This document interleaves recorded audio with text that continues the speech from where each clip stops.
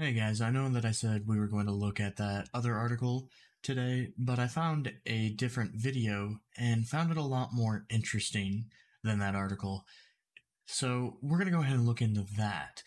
It's essentially just a Destiny clone just laying into SunnyV2 because apparently SunnyV2 is fake, a transphobe, etc. So let's go ahead and just dive on into this, shall we?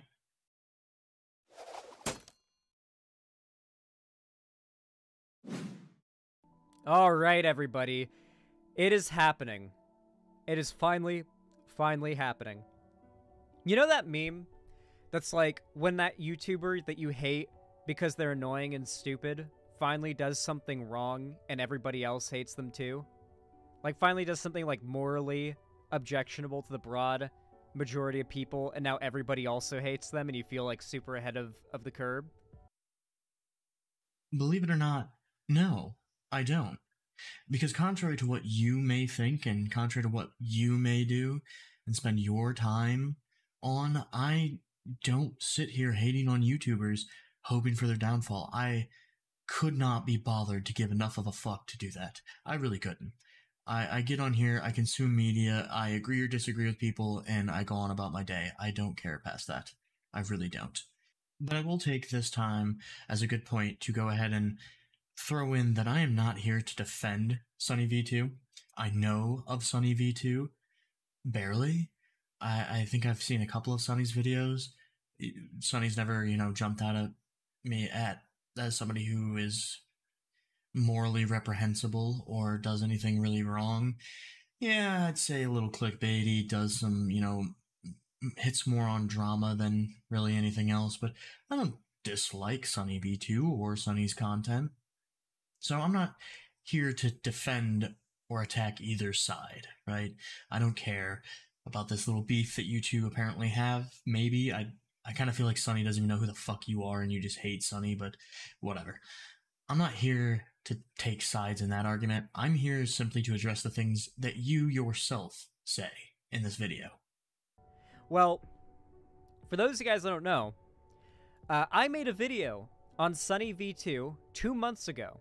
It was a video about how there's a lot about his content that strikes me as clickbaity, grifty, dishonest, and just a clear ploy to try to gain relevance, fame, and money on YouTube. He's willing to basically say whatever about anybody, just to push his views out, and that does very well. He gets like millions of views per video.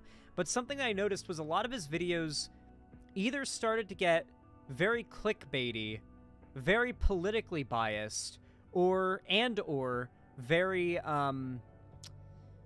dishonest, right? Aha, see, that's where you dislike SunnyV2. That's the reasoning behind it. It's not because of the clickbait titles. Everyone does that. I mean, for fuck's sakes, I guarantee if I go through your recent videos, I will find clickbait titles. In fact, I know for a fact of one, at least. Now, I haven't seen many of Sunny's videos. However, from what I have seen, I haven't seen Sunny be terribly dishonest. At least not in a way that I believe is intentional. I'm sure Sunny gets things wrong occasionally, as we all do, but I don't see Sunny just trying to spread misinformation intentionally, right? I don't think that's a thing that Sunny's doing. Maybe I'm wrong. However, you don't post any evidence of that. You just kind of claim it, that Sunny's inherently dishonest in Sunny's videos. But I really think that your issue is the fact that Sunny aligns more here recently to the right than the left that you have set your entire identity up to align with. I think that's your issue. Not that he's dishonest, not that he uses clickbaity titles, but the fact that he's more on the right. You don't like that. So, for example, one of the videos that really stood out to me, that I just didn't like, was the dumbest lottery winners of all time. So the video is called, it's the dumbest lottery winners of all time, and pretty much everybody in the video loses the money that they got from winning the lottery, either willingly from like donating to charity or through getting robbed out of like no fault of their own. Like at one point, the final example of somebody dumb, like one of the dumbest people who's ever won the lottery before that he uses, is some like old guy who was in his 80s who won like $10 million and donated all of it to charity. And he's the final example in the video, the dumbest lottery winners of all time. See, and exactly this makes me think that you're actually the one that's completely disingenuous and dishonest, because your comment about how you hate this video, for one, it's full of people that blow all their money on stupid things, or they blow it on gambling addictions, or whatever else. They do dumb things with their money. That's the whole point of the fucking video. This person that you're talking about, the last one who donated it all to charity, I don't even see that in the video. If you're actually talking about the last person, well, the last person, for the most part, used the money like in a good way, yes. However, they then left 500,000 plus in a car that was broken into, and then didn't learn from that mistake and lost another almost 300,000, I believe, in another car that was broken into further down the road. Yeah, I'd say that's pretty dumb. Regardless of whether or not the person was giving to charity and created their own charity organization, essentially, in West Virginia, I believe. Yeah, that's nice and all. That's a good person, but that doesn't change the fact that that was kind of stupid, does it? So you're just kind of being dishonest here in your explanation of what this video entails, right? You're kind of just making it seem like Sunny is this bad person that's highlighting these things, that, you know, he makes people look bad intentionally or something. Like, that's a reasonable thing to state, that he lost almost collectively $700,000 to $800,000 in cars just being broken into because he didn't just take the money to a bank or something. I don't even understand like how that. I can't comprehend leaving $500K in a car. I can't even comprehend $500K, to be honest with you, but I can't comprehend leaving it in the backseat of your car. That fucking blows my mind. So yeah, I would personally call that person a little fucking stupid. So what's your point on this? And then, of course, there's the fact that the person in the thumbnail isn't even in the video. Like, I just... He does that often. He'll use, like, a person who... There's a lot of rumors about them doing a thing in the thumbnail, but then that's actually not the case. Like, for example, he made a video recently called Child Celebrities Who Have Terrible Lives Now. And looking at the thumbnail, you'd get the impression this actress here on the left is the same person here. I come to find out on Twitter, that's a myth that has been debunked for a long time. And none of these people are even in the video at all. This is just dishonest clickbait.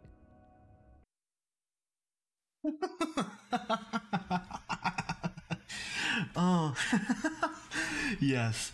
What a shocking revelation it must be for you to realize that people use clickbait thumbnails and titles in order to get views, in order to then compete in a very, very, very oversaturated market of content creation that is YouTube. Wow. Don't get me wrong, I don't love the fact that clickbait titles and thumbnails are needed in order to just generate views. I think that the content themselves should, that should on its own gain you views and gain you subscribers. However, that's not the world that we live in. It's just not how it works, unfortunately. And again, do I need to point out the fact that you indeed use clickbaity titles and images as your thumbnails for views on your own channel? So what is your point? Are you just that much of a hypocrite that you can do it, but SunnyV2 can't? Like, at least just be honest. For fuck's sake. That's all it is. And it became very clear to me when I started seeing SunnyV2 trying to find moral failings to blame YouTubers for their, like, downfall and success online. Like, if a YouTuber was once really big, the algorithm fucked them over and their channel died, he'll make a video about them. But it can't just be, oh, the algorithm fucked them over and that's why their channel died, because, you know, some channels just don't make it because YouTube's system sucks. He has to find a reason. Like, what did this person do that made people hate them? And he will try to create a narrative out of that. It's really something to witness if you actually know the real story behind something he's discussing. And then there's the clear political bias. He recently made a video called The Most Intense Arguments in Joe Rogan History, with Candace Owens and Joe Rogan in the title, and the most awkward moments in Joe Rogan history. It made it very clear, like, where the political leanings are of this guy and, like, what his motivation is. He's just grifting. It's clickbait. It's just tabloid bullshit. I have now consumed more of SunnyV2's content because I have to argue with you on this video than just me going out of my way to watch any or getting recommended any of SunnyV2's content. But again, I would like to go back to the fact that you call SunnyV2 dishonest. Meanwhile, you are completely being disingenuous here with this argument that SunnyV2 is, you know, making a political standing, like going one way or the other on the political spectrum with the videos that he takes from Joe Rogan. Do you want to know what the arguments were on that video that you're talking about? The most intense arguments on Joe Rogan. So the first one was pollution, in which Joe is actually, you know, for a greener earth and for bigger handle by humans on pollution that we create. The next one is flat earth, which, yes, Joe Rogan doesn't believe in flat earth. The next one was gay marriage, that Joe Rogan actually argued for entirely. The next one is diet, which, I don't know, I didn't really understand that. I'm not a huge diet person. I don't really know what the fuck they were talking about. The next is fighting, talking about a boxer. And then the next one is trans athletes. This is the only argument out of all of them that you could consider a right-wing argument, right? Joe Rogan is against trans athletes competing in whichever one they want to, whichever group they want to go with, right? He has made it very clear he is against a male claiming to be a woman and then competing in women's sports. Joe is against that, yes. That is the only one out of Joe Rogan's arguments on this video that would be more right-wing than left, right? Joe Rogan is pretty fucking left-wing. Like, it's ridiculous. The next one that they end on is the famous argument between him and Steven Crowder about weed, in which Joe Rogan adamantly defends weed and the use of it. Joe Rogan loves smoking weed, as far as I'm aware. The man fucking loves it. And he argued with Steven Crowder for however long. It was like fucking ridiculous amount of time on such a silly topic. Again, that would be considered a much more left-wing argument than a right-wing one, right? At least from my standpoint. But yet you want to sit here and argue that SunnyV2 is showing more right-wing videos and trying to, you know, reinforce a right-wing mindset, you know, cherry-picking those arguments. Like, are you even watching the videos you're talking about? Are you just really confused? I can't tell which it is. One of the things that's very commonly, at least in my opinion, denotative of, like, not a great channel is when they do this, like, semi-drawn version of somebody in the thumbnail. I think this is a filter. But, like, when people use, like, these filters in their thumbnails, it immediately gives off, like, grifty clickbait vibes. Like, you're literally just putting on this filter to make the person in the thumbnail stand out more than if they weren't, if they didn't have that filter on them, right? It's weird. It feels weird. A lot of channels that are doing the same thing as SunnyV2 as well do that as well. It's weird. It's just clickbaity. It's weird. It just strikes me the wrong way. And I made a video 2 months ago about how I feel like SunnyV2 kind of sucks. Well, you heard it here. If you do a a thumbnail in a way that would seem clickbaity or an attempt to get more views, then you're apparently not a very trustworthy person, according to this YouTuber. According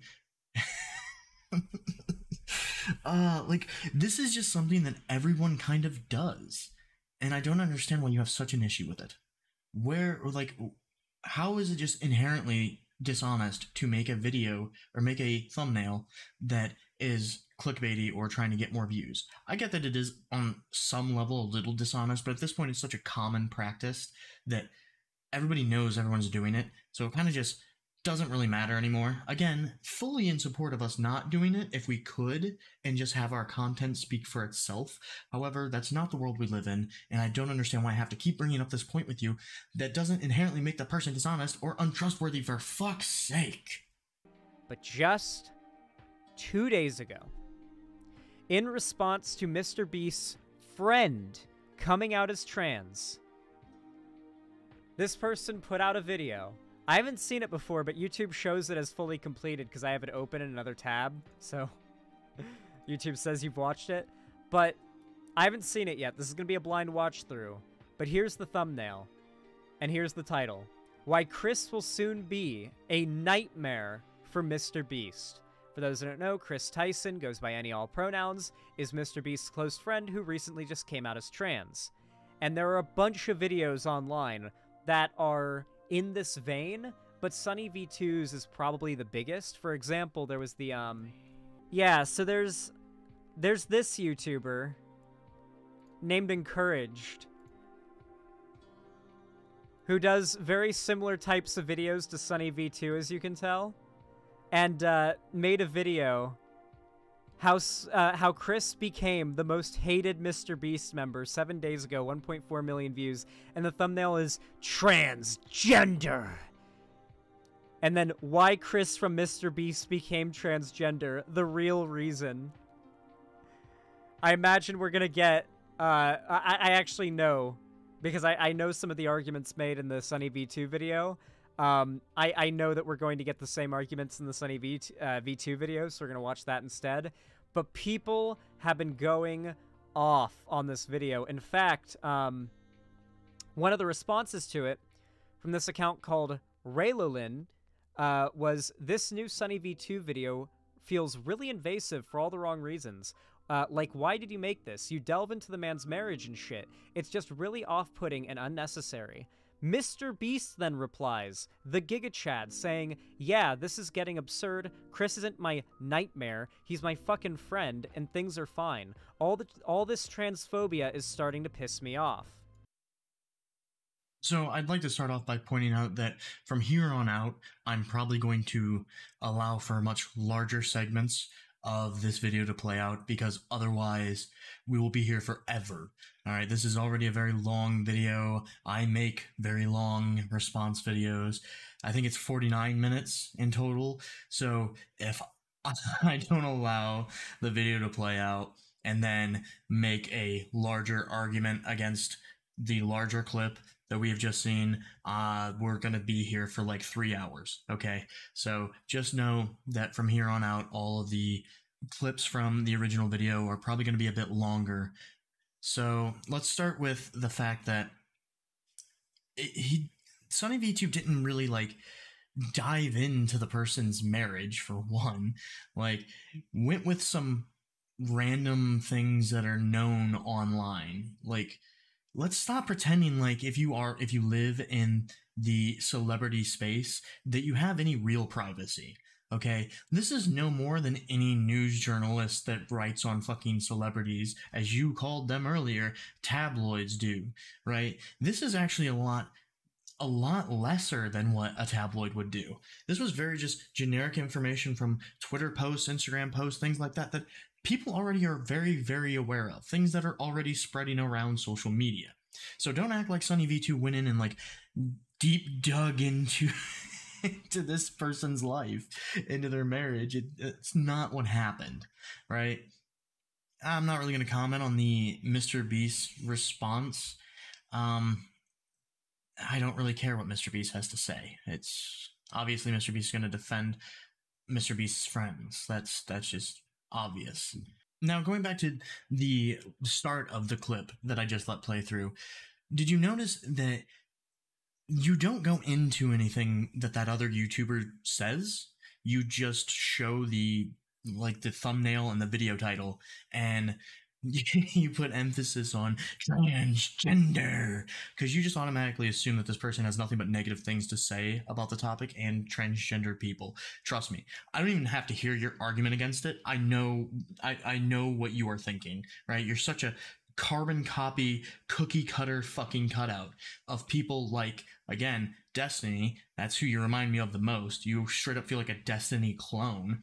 But I know what you're going to say. I know what your beliefs are already, simply because you are a cookie cutter cutout of everyone else.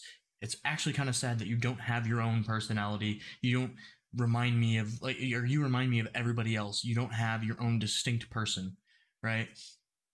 So I know you're automatically against this video. Haven't even seen it.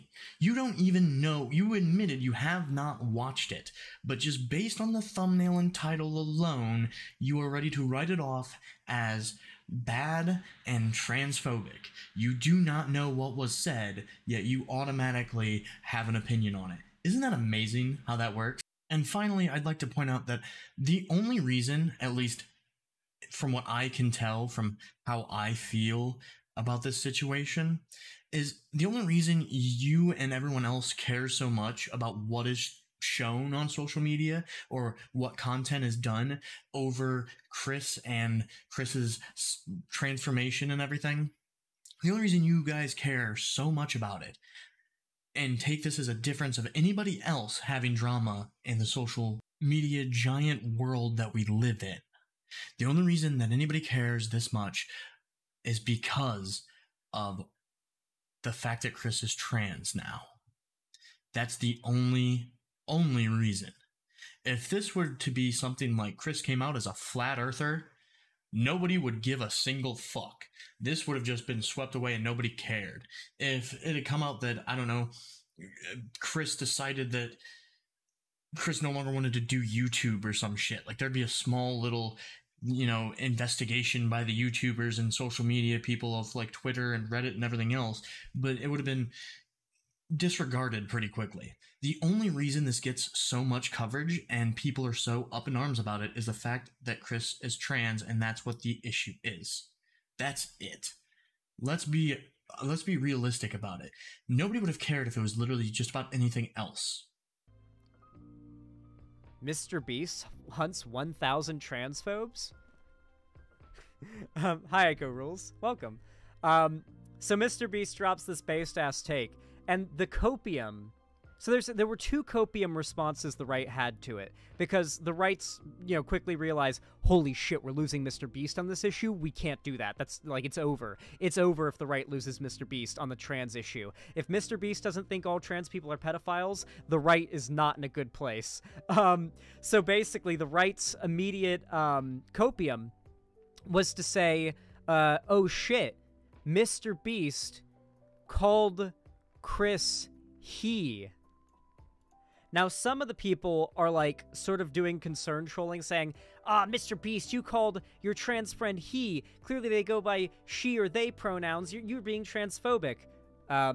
Chris Tyson publicly goes by any all pronouns on their Twitter. But, it's also the Nazis that are trying to cope about it, like Mr. Beast is still on their side. Look, I know, I just said that I was going to let more of the original video play out before I started making responses so that we don't have a ridiculously long video, but holy fuck is there a lot to unpack in that just, few minute clip. Jesus Christ. Okay, so let's start off with the fact that I don't believe that the right ever thought that they had Mr. Beast. I have always thought Mr. Beast was pretty left-leaning, and I don't believe Mr. Beast is very political, even. I don't really remember Mr. Beast really having many political opinions. I don't think that that is the argument that you think it is. But you then go on to say that apparently the right thinks that all trans people are just automatically pedophiles. What? In what world do you fucking think this? Oh God, no, no, no, and no. All right, I know exactly what kind of argument you're trying to target here, and it is the recent um, trans being kind of like pushed on children, and like going children having like trans drag shows and shit like that are not really inherently a place you should or would find kids normally, but now we're just expected to accept it because it's trans, and therefore if you don't accept it you're transphobic. That's where you're trying to get this from, right? Is where the right has an issue with children being involved in drag shows, children being involved in the sexualization of trans people. You think that and the right thinking all of trans people are all pedophiles are the same thing. That just shows how ridiculous you are in the absolute the world that you live in. Oh God. Which, speaking of the world that you live in, you immediately then bring up Nazis. What is with people like you and bringing up Nazis? Where are these Nazis at? Where are the Nazis? The Nazis haven't been around in quite a fucking while. What are we talking about? The actual Nazis from fucking World War II? From the late 30s, early 40s Nazi fucking Germany? Is that what we're talking about? Because they haven't been around for quite a while, right? The trials are over. Newsflash. Jesus fuck. All right, how about neo-Nazis? So again, a group of people that are so minuscule in the world that they're not worth talking about. Do you think that neo-Nazis are the ones that are out here on the internet arguing with you, having a dialogue with you? You think it's Nazis that are doing this? No, you are fucking delusional. So for those that don't know, this is E:R, or just ERs is what most people know him as. He's an anime review YouTuber. He does some other animation, like Western animation stuff, but he's also a Nazi. He's got a very, very big channel. He got shouted out by PewDiePie back in the day, and it caused a bunch of drama. But in a lot of videos, he likes to JQ and do like alt-right and Nazi dog whistles. For example, he did in his Death Note review, which he's referencing right here. In his Death Note review, he used the example of Heather Heyer, who was murdered by a neo-Nazi at the Charlottesville rally, as an example of how the Death Note couldn't work. He says, yes, if you write someone's name into the Death Note and you want them to be hit by a car, but they're in a crowd of people and it's impossible for them to get hit by a car, they'll just die of a heart attack instead. And meanwhile, he's showing footage of, like, the car barreling through the crowd at Charlottesville, the same car barreling through the crowd that murdered, you know, Heather Heyer. Like, it's literally on video, Heather Heyer being, like, run over and her, like, 3 feet in the air off the hood of the car. But the right's response was, oh no, she just died of a heart attack because she's fat. She wasn't hit by a Nazi who drove his car through a crowd and got convicted for it. She just had a heart attack because she's fat.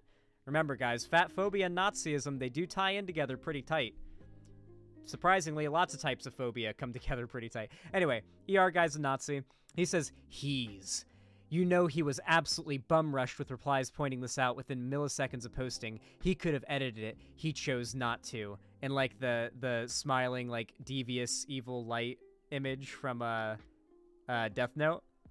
So you got, like, the Nazi YouTuber who's, like, coping, like, yes, he knew. He is one of us. He's still one of us.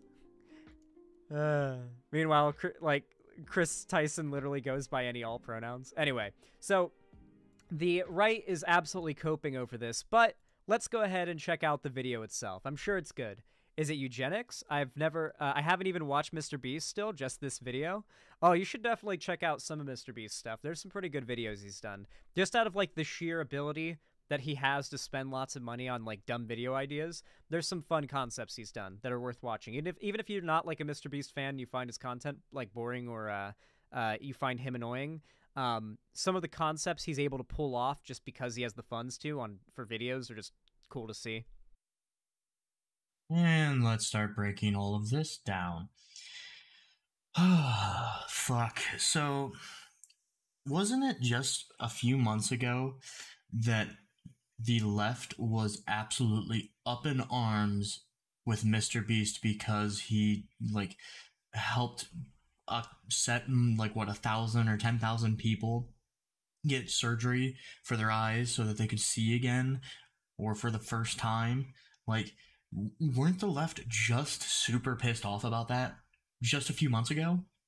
But yet now Mr. Beast is like a poster boy for the left. I'm very confused on how this works. But of course, you immediately call out some random Twitter user that was apparently shouted out by PewDiePie at one point. I vaguely remember that controversy, actually. But you claim that that person is a Nazi. I'm not going to bother going through and looking to dispute whether that person is or isn't. But that's the person you choose to show as the defense of the right. Like, can you not see that there's some cherry picking there? Pretty obvious cherry picking. You go with the one person that apparently is a quote-unquote confirmed Nazi. And I don't even know how accurate that is. Again, I'm not going to bother going through and trying to prove or disprove that because I don't really care, to be honest with you. It's one really poor example of some random-ass Twitter user, okay? And the only real proof you give of this is the fact that apparently he used some fucking footage from the protests in Charlottesville where some dude fucking killed somebody because of fucking political issues. Like, yeah, I 100% disagree with violence for just about any reason, really. But you also, in the same breath, basically say that that's, you know, the rights champion. Just because somebody has similar views to somebody else, but to a much less extreme variant, does not automatically mean that both sides endorse each other. Okay? I don't understand this logic. Like, why is it that the left constantly tries to throw out people like that guy in fucking Charlottesville who was an actual, like, kind of like a fucking white supremacist, right? Why do they constantly try and throw out that, oh, this person is the exact same, there's no difference between that person who killed someone and the people who are peacefully protesting different issues? Why is that there's no difference in the brain of the average leftist between those two people? Just because they have, again, somewhat of similar views, one is just a very extreme variant of the others, so therefore they are automatically, they're hand in hand. Because I don't think you want to go down that road, right? I don't think you want to go down that because the left has some very extreme people out there. So I don't think you want to make this argument that if you have any correlation to another group's type of mindset or political ideation, you are automatically affiliated with them. That's not a good look for either side. Just as simple as that. The Chris Tyson situation could become a complete disaster for Mr. Beast's brand. However, it may... Oh, I should mention, by the way, as of earlier this year, Mr. Beast is the biggest YouTuber. He is bigger than PewDiePie. He is bigger than T-Series, I believe. He is the biggest YouTuber. He is #1, period. He is the guy. He is the new PewDiePie. He is, like, dethroned PewDiePie. He's the biggest YouTuber, period. The idea that, like, pretty much anything aside from, like, getting exposed for, like, grooming a kid or something could take down Mr. Beast at this point is, kind of wishful thinking, you know? XQC had good takes. He was like, YouTubers who don't live stream are super awkward. Yeah, I think XQC can sometimes have good takes, but lately he's gotten kind of cringe. I hope he's not like... There's some people who think that maybe like XQC's recent divorce and his like getting into Andrew Tate and following him are connected, and I do think there might be some merit to that, but I've also seen him recently argue against transphobia on Twitter, so he might still be... I think XQC is probably in a pretty vulnerable place politically right now, and it kind of worries me that someone that influential and large is like actively teetering on the edge, from what I can tell.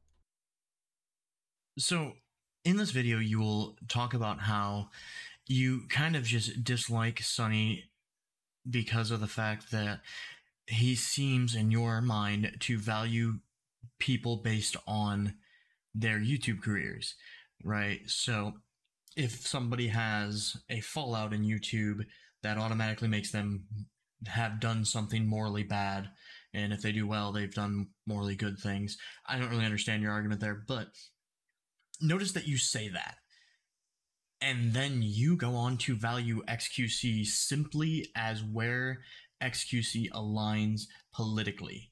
That's the only thing that you seem to be worried about for XQC. You just mentioned that XQC went through a divorce. I didn't know that. I don't follow XQC.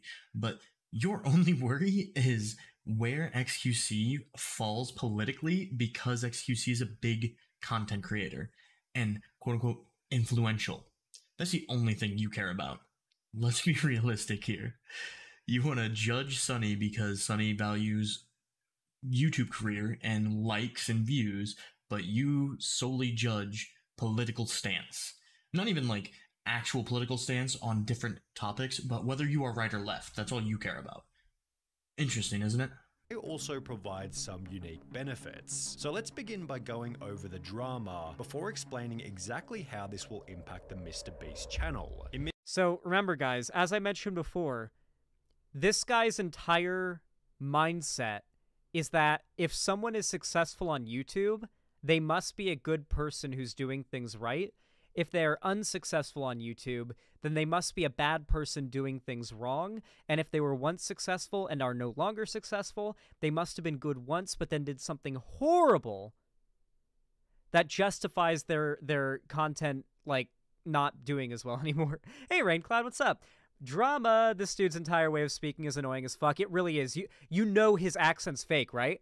I watched his older videos. His accent was a normal accent in his older content. Now he purposefully over-exaggerates it. He said Twitter at one point when he literally used to say Twitter. Like, he literally just used to say Twitter. And now he says Twitter to, like, heavily exaggerate the British accent. And we've gone right into just making fun of how someone speaks. Okay, let me just clue you in on something here. It's really, really simple concept, right? I don't speak as clearly as I do on YouTube, right? How do I even put this? I don't make my voice as easy to hear in real life as I do on YouTube. I have a certain dialect when I do YouTube videos in order for people to better understand me. I remove my accent. I try my best to not have an accent when I'm making YouTube content, again, so people can hear me. Not to sound smarter or do whatever, but it's so people have an easier time understanding me. Because believe it or not, I have a kind of a country accent, so some people might find it a little more difficult to understand the things I'm saying if my thick fucking country accent comes out too often on YouTube. So I kind of feel like Sunny's doing that here, right? Speaking very clearly and elongating certain syllables in the way that he speaks to come across clearer. And maybe some of it is for effect. Who cares? That's not an inherently bad thing that you would want to appear more professional and in a different way than what you would normally. If you want to have a bit of stage performance in your videos, that's not a bad thing. Why are you just inherently writing that off as he's just annoying and doing it for likes? I mean, I'm sure he is, but who cares? Or Australian. I think this is an Australian accent. I can't tell. It sounds a little Australian to me. He's like the W8 Warhammer 40k. Sorry, I'm bad with acronyms. Dude that has the fake ass accent as well. Arch Warhammer, who does the fake tongue rolling. I think Arch Warhammer's German and fakes a like super posh tongue rolly British accent. Yeah, it's just like that. Mid-2022, fans began to notice that Chris Tyson was changing. In the early days, he represented the quintessential southern gun and truck-loving dude. Yet beginning in March 2020... Okay. I just do think it's really funny that like literally the day before yesterday, I went shooting And two of the guns that most of the guns that I shot yesterday belong to trans women. Like, there's nothing about being on the left. There's nothing about being leftist, particularly, that necessitates being anti-gun. In fact, most leftists do tend to be pro-gun. I mean, didn't Marx say, under no circumstances should the working class be disarmed? Any attempt to disarm the working class must be frustrated by force if necessary. Is that the line? I think I got it right. Yeah. 22, Chris began to display increasingly feminine traits, making tweets such as "I finally got my nails done at a nail tech." Additionally, Chris would highlight that his facial appearance had changed significantly since the start of the pandemic, which accompanied another post. I love so if you haven't seen a SunnyV2 video, then this might sound really strange to you, but like every one of his videos is like this, where it's like super, you can see there's the vignette. Do you see the vignette around the corners? That's called a vignette, when you darken the corners of the screen to add a sort of like ominous effect. And he's playing like the true crime documentary music while just talking about people online noticing somebody transitioning. I would shoot myself in the butt, so just not a gun for me. Yeah, I mean, I definitely recommend going shooting once in your life, because it's definitely like, I think that everybody should shoot a gun once in their life, if they are physically capable of it. Well, I can admit when I'm wrong. I will be honest, I did not expect you to hold that position. That's for sure. Interesting. However, doesn't really change the fact that I don't really understand your point. Obviously, the comparison of, a gun and truck loving, kind of country type guy, that's not done like, Sunny isn't saying that trans people don't like guns, or that the left just automatically, like, all leftists hate guns, right? Admittedly, that is a majority of how the left feels.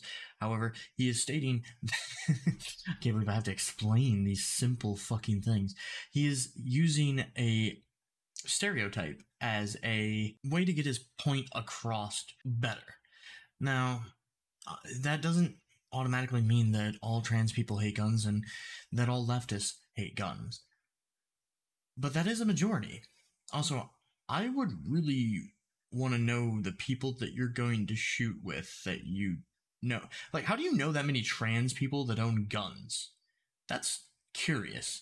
Like, you're talking about a section of society that is, what, less than 1% of the population, and you have managed to find within that grouping an even lower amount of people who are in that position that also own guns. That's like, goddamn, how in the fuck have you managed this?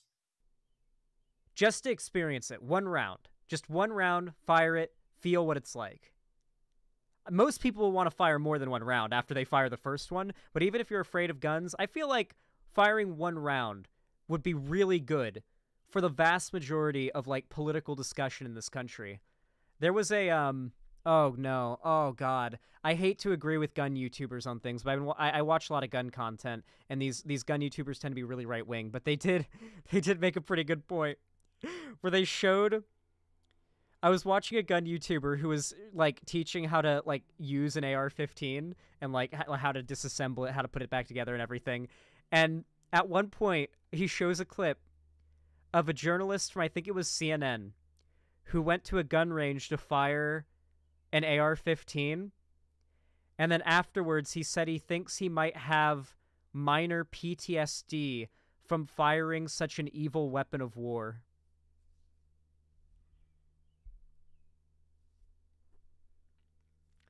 And I couldn't defend. That's too much. That's like a level of lib I can't defend or get behind.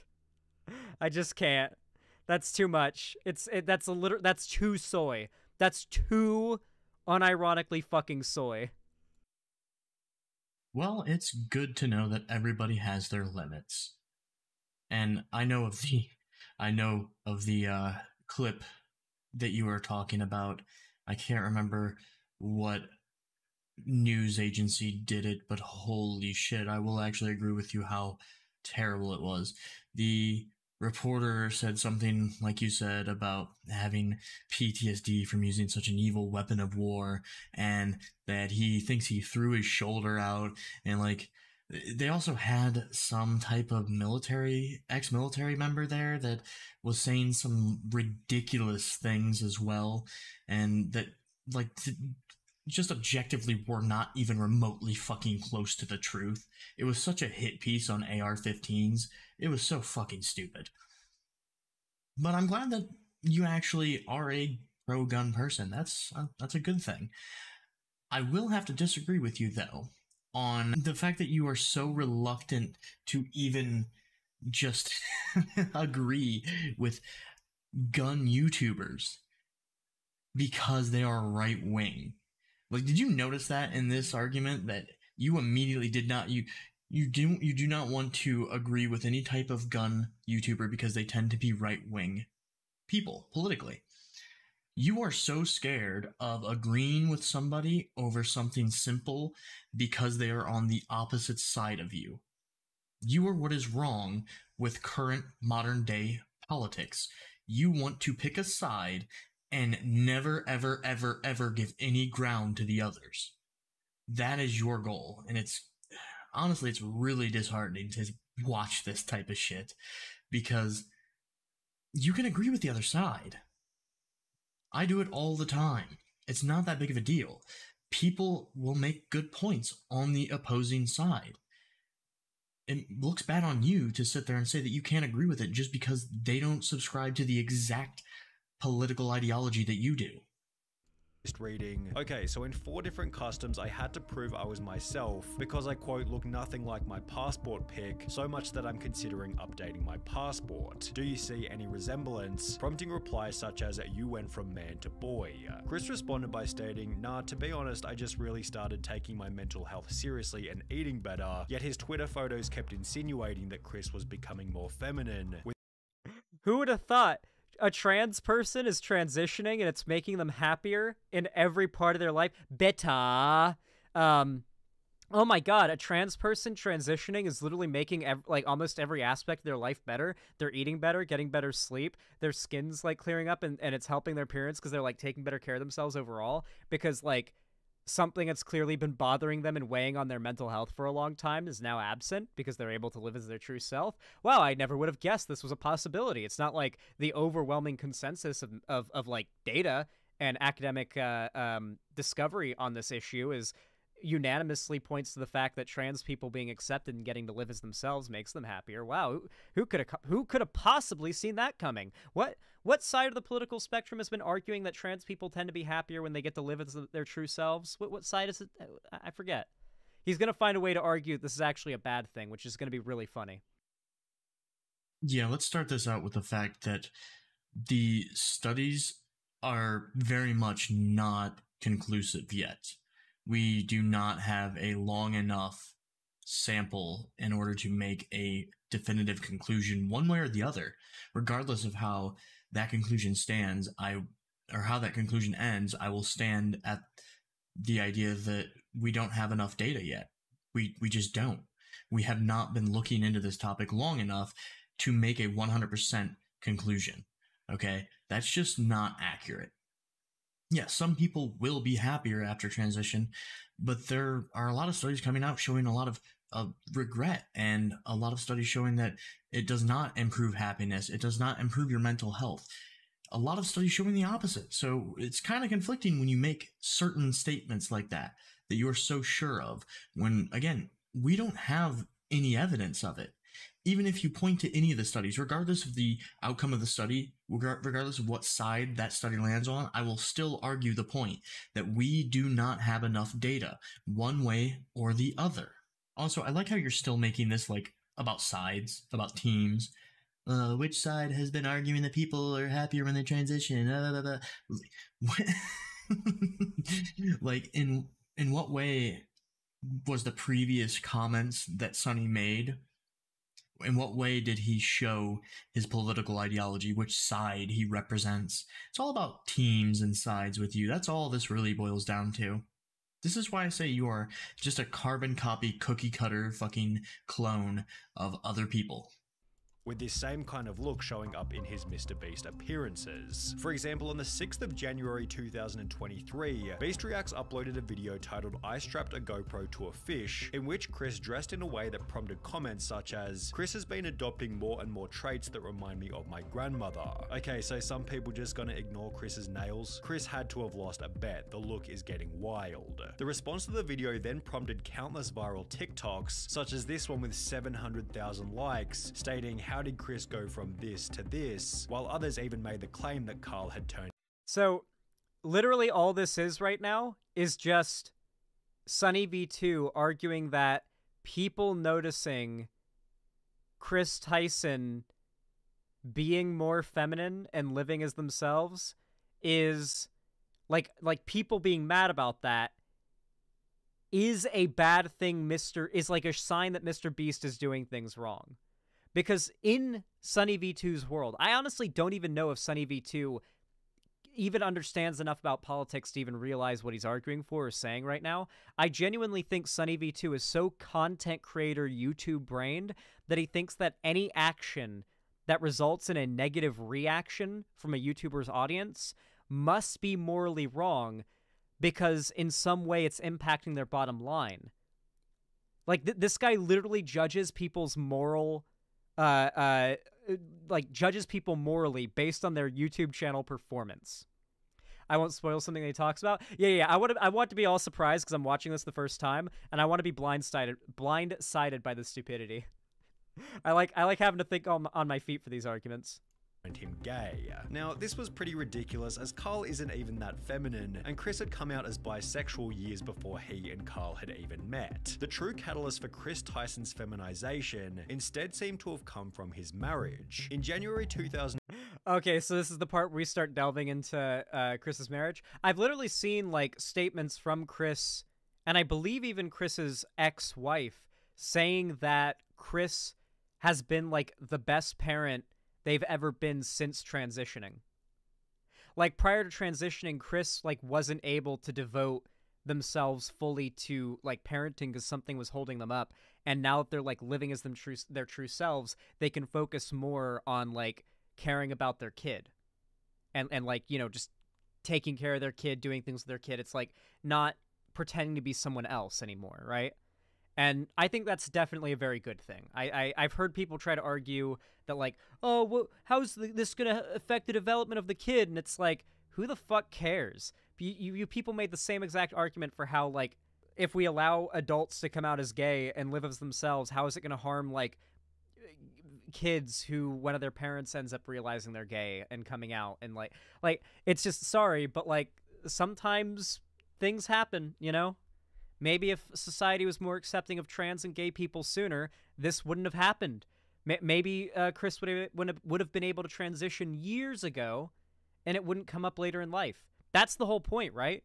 To make it so that this, treatment, this, gender-affirming care is more accessible to trans people, that acceptance of trans people is more prevalent, because that means trans people are more likely to come out younger rather than later in life. People have such a huge problem with trans people coming out later in life and being, it's such a big change. It's such a big, effect on the lives of everybody around them.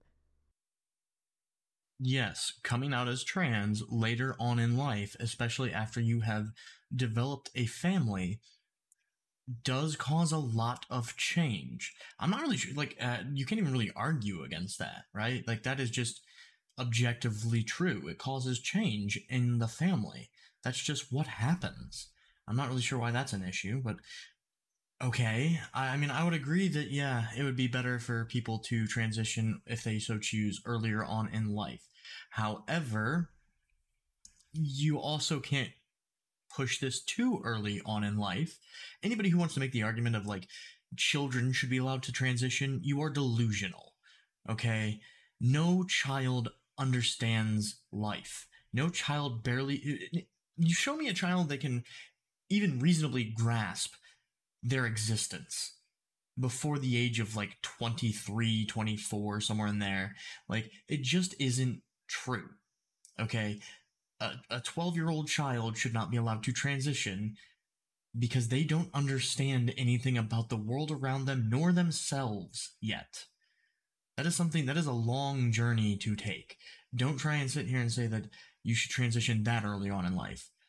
Now, if you have thoughts of transitioning and think that this might be something you want to go down, then yes, maybe you should hold off on having a family and creating something that could be completely messed up by this transition, because you don't know how that's going to affect everybody.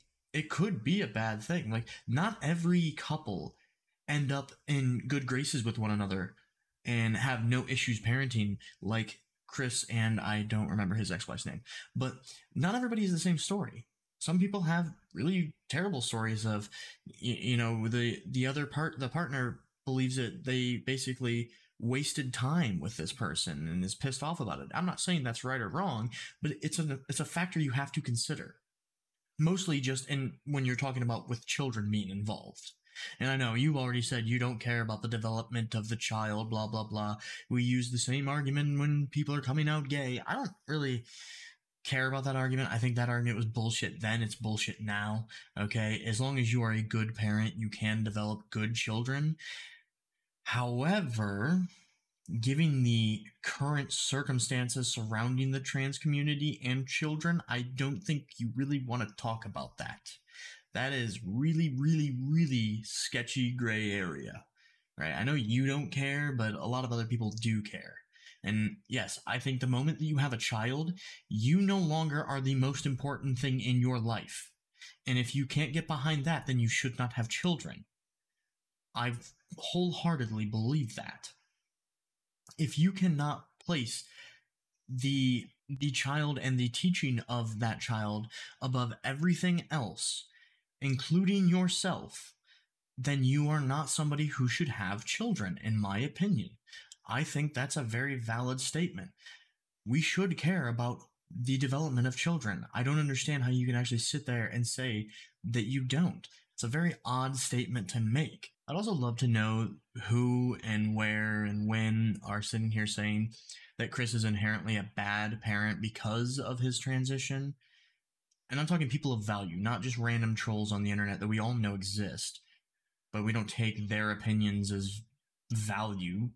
Nobody cares about what half the people on fucking Twitter have to say. It's just not important. There's a lot of people that'll say wild shit all over the place. We all know that, regardless of what lifestyle you have or who you are as a person. There's always going to be a vast number of people that are willing to tell you you are wrong, you are horrible, and you should probably no longer exist, right? Everybody who has ever been on the internet has seen this time and time and time again. It doesn't even inherently have to do with anything of who you are as a person or the lifestyles that you subscribe to. It's just an inherent part of the internet, and being the fact that you can type these things up or say these things anonymously without any consequences. So you can just do wild shit on the internet. It's just something you can get away with. So show me where anybody of value, anybody of worth has actually sat there and said that Chris is inherently a worse parent because of his transition, because I'm not seeing it. And by the way, SunnyV2 has yet to say that either. SunnyV2 is covering the overall drama of the situation, and yes, painting it in a more negative tone, but I don't think it's for the reasons that you think. I think it's because the negative tone and criticism, it brings in views. I think that's why SunnyV2 is doing it. I don't see a massive political agenda. Speaking of politics, how can you sit here and say that SunnyV2 doesn't know enough politically to understand what he is saying or the arguments he is bringing forth? Which, again, I don't even see any arguments that have been made yet. He hasn't made a real argument yet. He's just generalizing what has happened so far. Where are these arguments at? And how do you know that SunnyV2 doesn't know enough politically to understand what he's saying?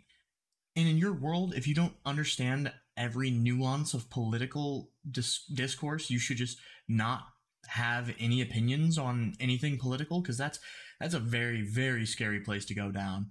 Very, very scary. Also, to end this out, GoPro on a fish? I'm gonna have to go watch that video. Excuse me.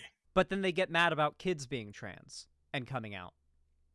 And it's like, okay, so you clearly just have a problem with anybody being trans. just anybody. You're just finding any excuse. 2022, Chris would post a photo with his wife to his Remember, by the way, these are the people who desperately try to argue. The left is pushing their politics and their worldview onto everybody and just won't let them live their lives away from the woke mind virus. When they say they can't escape the woke mind virus, this is what they mean. Like, oh no, my favorite YouTuber's best friend dared to come out as trans. How dare they shove their woke mind virus down my throat like this? That's what they mean when they say they need to shut down the woke mind virus. They need to shut down, or when Matt Walsh outright says transgenderism needs to be burned to the ground. That it's not acceptable for even adults to identify as trans. Those are his words at his most recent, like in real life conference he did. Instagram, yet after this, the family photo stopped altogether. Fans also noticed that he'd removed his wedding ring, with the ring's absence correlating perfectly with the very first post in which he'd painted his nails. Chris confirmed the split in a post from March 2020. By the way, for people later in life who transition, this isn't uncommon. Like, people discovering that they aren't the gender they were assigned at birth, like after they've gotten into a committed relationship, even married or had kids, it happens. Some people just figure it out that late into life, and that's, you know, it has an effect on the people around them, but it happens. And in some cases, when that happens, if they're in a marriage or a relationship already, there is a good chance that the marriage or relationship won't last because maybe the person who they're in a relationship with is straight. You know, like if Chris Tyson ends up, you know, coming out as a trans woman and Chris Tyson's wife is straight and not transphobic by the looks of it, then I guess it's kind of reasonable that they might have a amicable separation. And by the looks of it, it is a pretty amicable separation considering that Chris is still, like, in his ex-wife and kid's life pretty, you know, prevalently. So this is so creepy to, like, delve into somebody's personal life like this as justification for your bigotry. It truly is just disgusting. This is just the most extreme version of what SunnyV2 does in every video. Again, so far, Sunny has yet to bring forth an argument, and you are now bringing in Matt Walsh, as if SunnyV2 is basically the same as Matt Walsh or aligns with Matt Walsh politically, and yet SunnyV2 has yet to make a single political argument throughout this entire video. Again, SunnyV2 is just recapping the events that are very well documented throughout social media, and as well, many other YouTubers have already covered this exact topic. Let's not pretend like it's super creepy that he got generic fucking information from social media to then make a video covering the quote-unquote drama but behind somebody who is a massive YouTube and social media star and the drama of their life. That's not creepy and weird. People literally do that every day. And in no way can you sit here and say that it is to support SunnyV2's bigotry. Where are you getting that information from? If you haven't watched this video yet, then you don't actually know what Sunny's position on the topic really is. Do you? Because the argument could be made that, although the title is very clickbaity, the argument could be made that yes, Chris's transition will cause MrBeast's channel to have a bit of a fallout.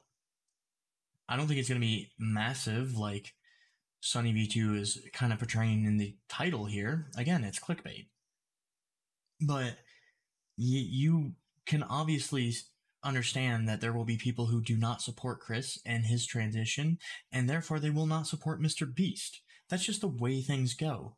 That's just how it is. So yes, the argument could be made that this will cause quote-unquote issue for MrBeast and his channel. Obviously, MrBeast doesn't care, so calling it MrBeast Nightmare is really over-the-top exaggeration, but it doesn't automatically mean that SunnyV2 hates trans people and is transphobic and is this massive bigot that you're trying to portray. He has yet to say anything like that. you're just assuming because you assume he is right wing and therefore hates trans people because he is right wing. Because all right wingers all hate trans people, hate gays, hate everything. You know, it's so generic arguments that you have. You're literally fighting a racist bigot boogeyman right now, and it's actually kind of sad to watch. 23 reading, for a little over a year now, me and Katie have been separated, with this also confirming that Chris's transformation began as soon as his marriage came to an end. Chris went from lighting campfires and raising a family with his beautiful wife to now trying to be a wife with his man buns and long nails. So I do know this part of the video. Apparently SunnyV2 just shows a bunch of like transphobic hate comments and uses them as arguments for why what Mr. Beast has done by being friends with a trans person is wrong. And not only that, but what Chris Tyson has done by transitioning is wrong because it puts pressure on Mr. Beast to get involved in politics. That was the take I was seeing on Twitter that people were making fun of.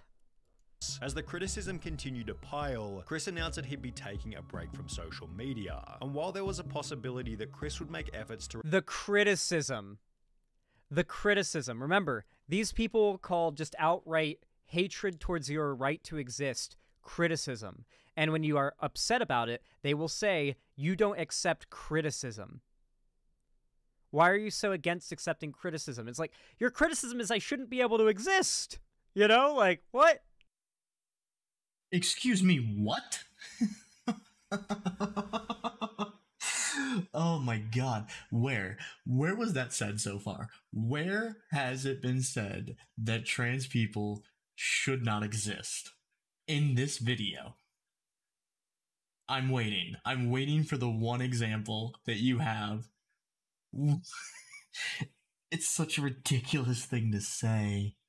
Oh, again, I have to reiterate the fact that SunnyV2 has yet to make an actual argument, and the only real argument that you could try and find in here is that, yes, SunnyV2 is showing more of the criticism or the hateful comments, I suppose.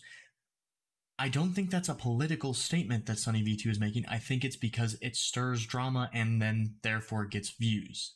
I think that that's what SunnyV2 wants. Again, not even saying that that's a right thing to do. I don't really enjoy this tabloid-esque style of media coverage either, but it is what kind of just drives the world. People like this shit. People want to watch shit like this. I don't get it personally, but the numbers don't lie.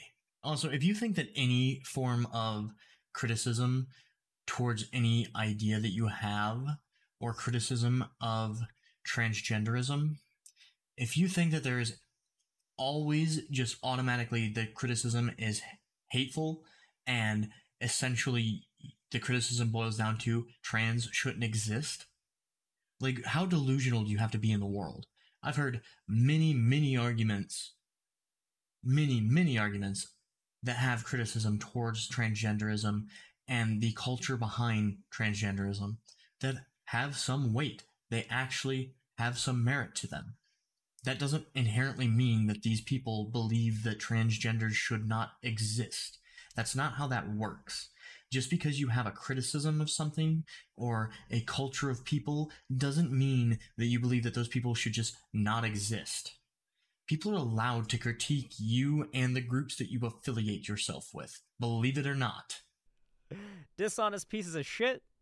Return to his former self. He'd rather do the opposite and double down on his feminine image, showing up to the Kids' Choice Awards looking like this, before making the announcement that he'd been doing HRT for approximately 2 months, which according to a quick Google search is the medical process for changing genders. Chris would Which, according to a quick Google search, is the medical Okay, so he didn't even know what HRT was. He had to Google it. He had to Google what HRT was. Yeah. expand on this by stating, informed consent HRT saved my and many others' lives. True. The hurdles GNC people have to jump through to get life-saving gender-affirming healthcare in a first world country is wild to me. Just let people make informed decisions about their own bodies, which received a positive response from both Carl and Mr. Beast, who wrote, "Got you, I did one more heart than Let me give a Mr. Beast face really fast.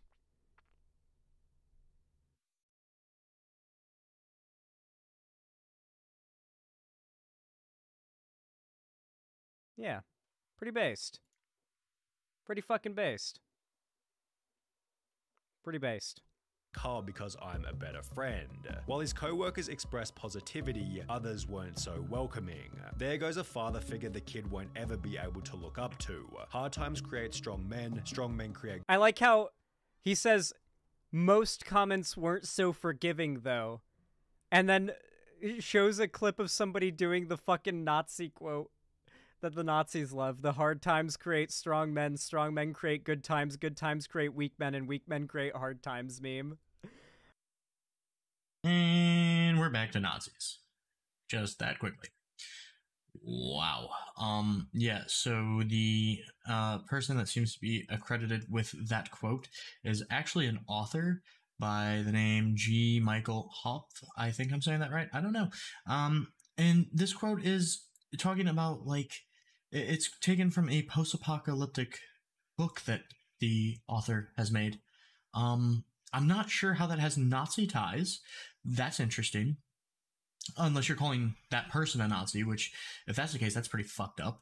I couldn't find anything about this person being a Nazi or white supremacist or anything like that. I found that the person was a Marine Corps combat vet, and also a bodyguard at some point. Like, kind of an interesting little life story, but I'm not seeing anything where he's a white supremacist. I'm not seeing anything like that. So I'm going to guess that you're actually talking about the people who quote that quote are Nazis, which I don't think that's accurate either. I've seen many people just throw it on social media as that have like almost no political affiliation whatsoever. And I've seen tons of people that are in that situation who have also used this quote. Sure, maybe some fucking white supremacist somewhere used it once. That doesn't automatically mean that every time it's ever used, it's a symbol for white supremacy. Oh, God. I shouldn't have to explain these really simple concepts to you. You portray yourself as some type of intellectual online, and then you can't grasp simple things like this. Like, in what way is this a Nazi quote? Explain this to me. I want to know, please. Going further back, we can go ahead and talk about the fact that you kind of call out SunnyV2. You act like SunnyV2 is an idiot because he doesn't know HRT, which I don't know, maybe he really doesn't. I kind of find that hard to believe because of how much it's talked about in mainstream media and social media across the board. Like, it's kind of hard, especially in a job like his, to not know what that is. And especially given that he's covering this exact topic, I don't really know why he stated that he Googled it like that. It's weird. But regardless, you're not inherently an idiot because you don't know what the fuck a medical process that less than, 1 or 2% of the population would even consider going through. I don't know the actual numbers for people who actually go through any of the hormone replacement therapy or any other procedures, but I know that it's like 1 or 2% of the US population considers themselves trans. So an even smaller amount of that would go through any of these procedures. So that's a really low number of people for you to just blanketly say, like, oh, anybody who doesn't know what that is, you're just fucking stupid. We really are back in 2016. Good times create weak men, and weak men create hard times. Weak man times. Chris responded to this comment by stating, "This is just more dog whistling that somehow trans and GNC folks aren't safe around kids. Tucker begs for me to come back when I leave for like 2 days to film. He is so loved and happy. Kids aren't born with hate, it's taught by people like you, True. And my child will only know love. I know I'm going to be a great parent, and so is every other person who puts the love of their child before everything. I made this decision because I wanted to show up as my best and happiest self for him. In a way, this was for Tucker." Chris's response received some positivity such as, "I'm convinced you're an amazing father." It received some positivity. Like, it has to be like, all of these objectively positive things have to be framed in the most negative way they possibly can be. Tucker is lucky to have you and also lucky to have all of those who surround and support you in his life, as well as I adore that. I'm glad you made that decision. It's so much easier to be a parental figure when you're not struggling with dysphoria, yet he'd also receive an Probably equal amount of backlash. You ripped apart Jesus. your family and took a father figure away from your son just so you could paint your nails and act zesty. Pathetic. He will get torn apart at school, won't want to have friends around his house. A life full of difference and being alone. Must have missed the point in that. I like how most of these arguments for why the kid's gonna have a bad life for having a trans parent is because we're gonna make sure your kid has a bad life for having a trans parent. We transphobes are gonna ensure that your kid has a bad life for having a trans parental figure, so don't be trans or your kid's gonna have a bad life and we're gonna make sure of it. Holy fucking reaching. Jesus Christ. Okay, so because people are saying that this child will be most likely bullied and made fun of while growing up because of Chris's transition, that automatically inherently makes the people saying this a transphobe. And you're basically stating that these people will make sure that that child has a bad life because they're transphobic. That's not at all what's being said. That's like so far from the truth. You can look at current society and understand that yes, most likely that kid's going to get bullied because of this. And he will have less friends. He will be more isolated growing up. That's just pretty much an objective fact. It's the most likely outcome, right? So just because people observe that and state that that's a high probability and that they kind of feel bad for the kid, or even if they blame Chris for it, which I don't agree with that part, but regardless, they have the ability to say it without being objectively a transphobe. That's not how it works. They're not saying that they're going to make the kid's life miserable. They're not saying that they're going to personally intervene and make sure that that kid has a terrible life because Chris is now transgender. That's not what's being said, for fuck's sakes. Anyway, you're also really reaching when you're trying to say that SunnyV2 is framing all of the positives as negatively as possible. Maybe that's what's going on. It's kind of hard to tell. Again, SunnyV2 has yet to really make an argument. Kind of just recapped the already known things that have been going on social media. Has yet to really say one way or the other how SunnyV2 feels about what's happened over social media that everyone is well aware of. So for you to sit there and say that they're using words to try and frame it as any positivity as negative as possible, you're reaching. You're really, really, really reaching. You know, it's like, you're such a bad person for ensuring we're gonna make your kid's life a living hell by living your best life. Yeah, like, that's literally what they're arguing. Tweet. How's this for him when you're depriving him of a father figure? Although Chris wasn't altered by... Oh, yeah, these people, like, live and die on the idea that, like, anybody who doesn't have, like, a father figure, quote-unquote, will, like, grow up to be very maladjusted. And there's certainly cases where that happens, I won't lie, but, like, I think there's also plenty of cases where kids grow up without a father figure and they're fine. These comments, as he'd once again reiterate his certainty in a new post reading, "It's never too late to start being yourself," which received praise from Mr. Beast as well as Nolan and Carl. However, these comments also added extra fuel to the fire. In a few years, look back at this thread and remember they were never your friends. Only yes men cowards. Hope you come out of this safe. Mr. Beast responded to this with a simple opinion irrelevant ratio. Dude, Mr. Beast is fucking based. How have I not noticed this man fighting on the fucking front lines? Bro's been arguing with transphobes for like over a month. How have I not noticed? I would have been liking and retweeting Mr. Beast's tweets dunking on transphobes. He's been doing this for a little while. How'd I not notice? To which the original commenter would state, "I have 30 followers, so go ahead and ratio me. I'll still rest easy knowing..." I didn't realize at first this person's a paid checkmark.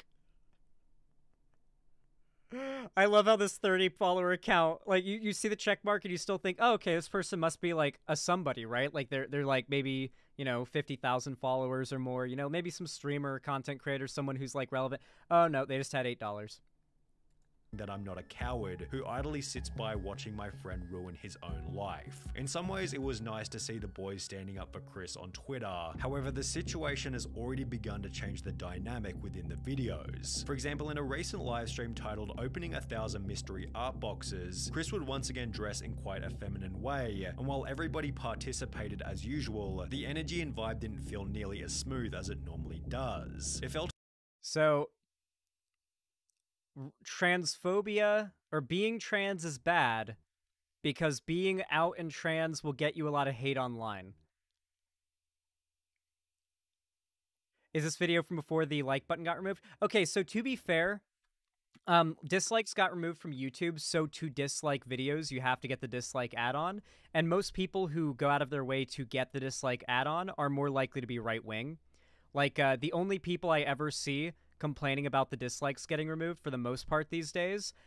Yeah, it was used to help make sure that, like, tutorial videos weren't scams, but honestly, I haven't seen people complain about that actually ending up being a problem.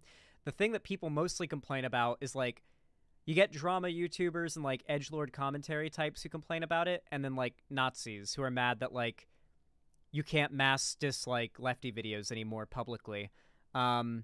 And so they made like a add-on that you can download to bring dislikes back, but you have to have the add-on to see it. So it's like everybody got, like, who has the add-on can hit the dislike button and like see those dislikes. So all those dislikes are likely from people who are pretty right-leaning, who went out of their way to get an add-on to go dislike a video with a trans person in it. Which, obviously, if you're selecting for people who are going to have that add-on, yeah, it's most likely going to be people who don't like minorities. They got the add-on to go dislike bomb people online they don't like. It's usually minorities that get dislike bombed online these days. Excuse me, fucking what? What a fucking series of statements to make. Wow. Yeah, that's insane, dude. That's fucking crazy. Honestly. So let's break down the earlier topics first before we go into this Nazi dislike button thing. Fuck. The father figure topic, where you think that a father figure being in a child's life is not as important as most people tend to believe it is. I'd like to see your studies on that, because most things that I have viewed actually state that yes, a stable and morally just father figure is typically one of the leading factors in like the kind of person that you will become as you grow up, especially for males. Having a stable father figure is a very, very big indicator on what happens next in your life. So I'd like to see what studies you're talking about. And I'm not even trying to be some like sarcastic asshole about this. No, I love reading about this stuff. So I'd love for you to share any info that you have, things that maybe I have missed personally. But the whole thing that you say of basically your logic that you're deciphering from SunnyV2 is that being trans is bad because trans people get made fun of online. That's not even, like, where was that said? Where did Sunny say that at?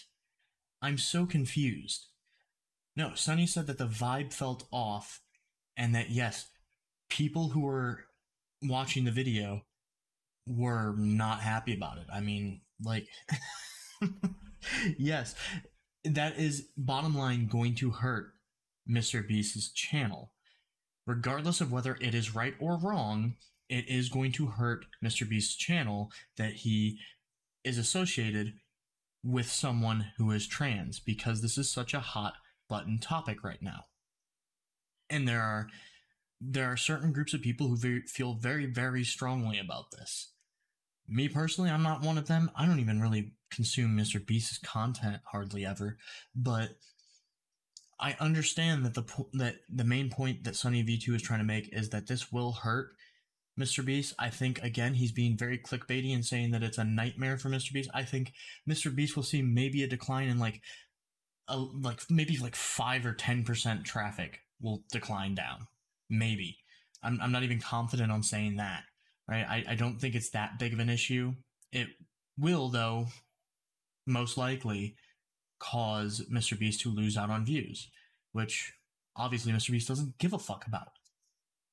Now, with the Nazi like or Nazi dislike button, oh god. So for one, I don't know. I honestly never even noticed that they removed the dislike button. I don't know when that happened.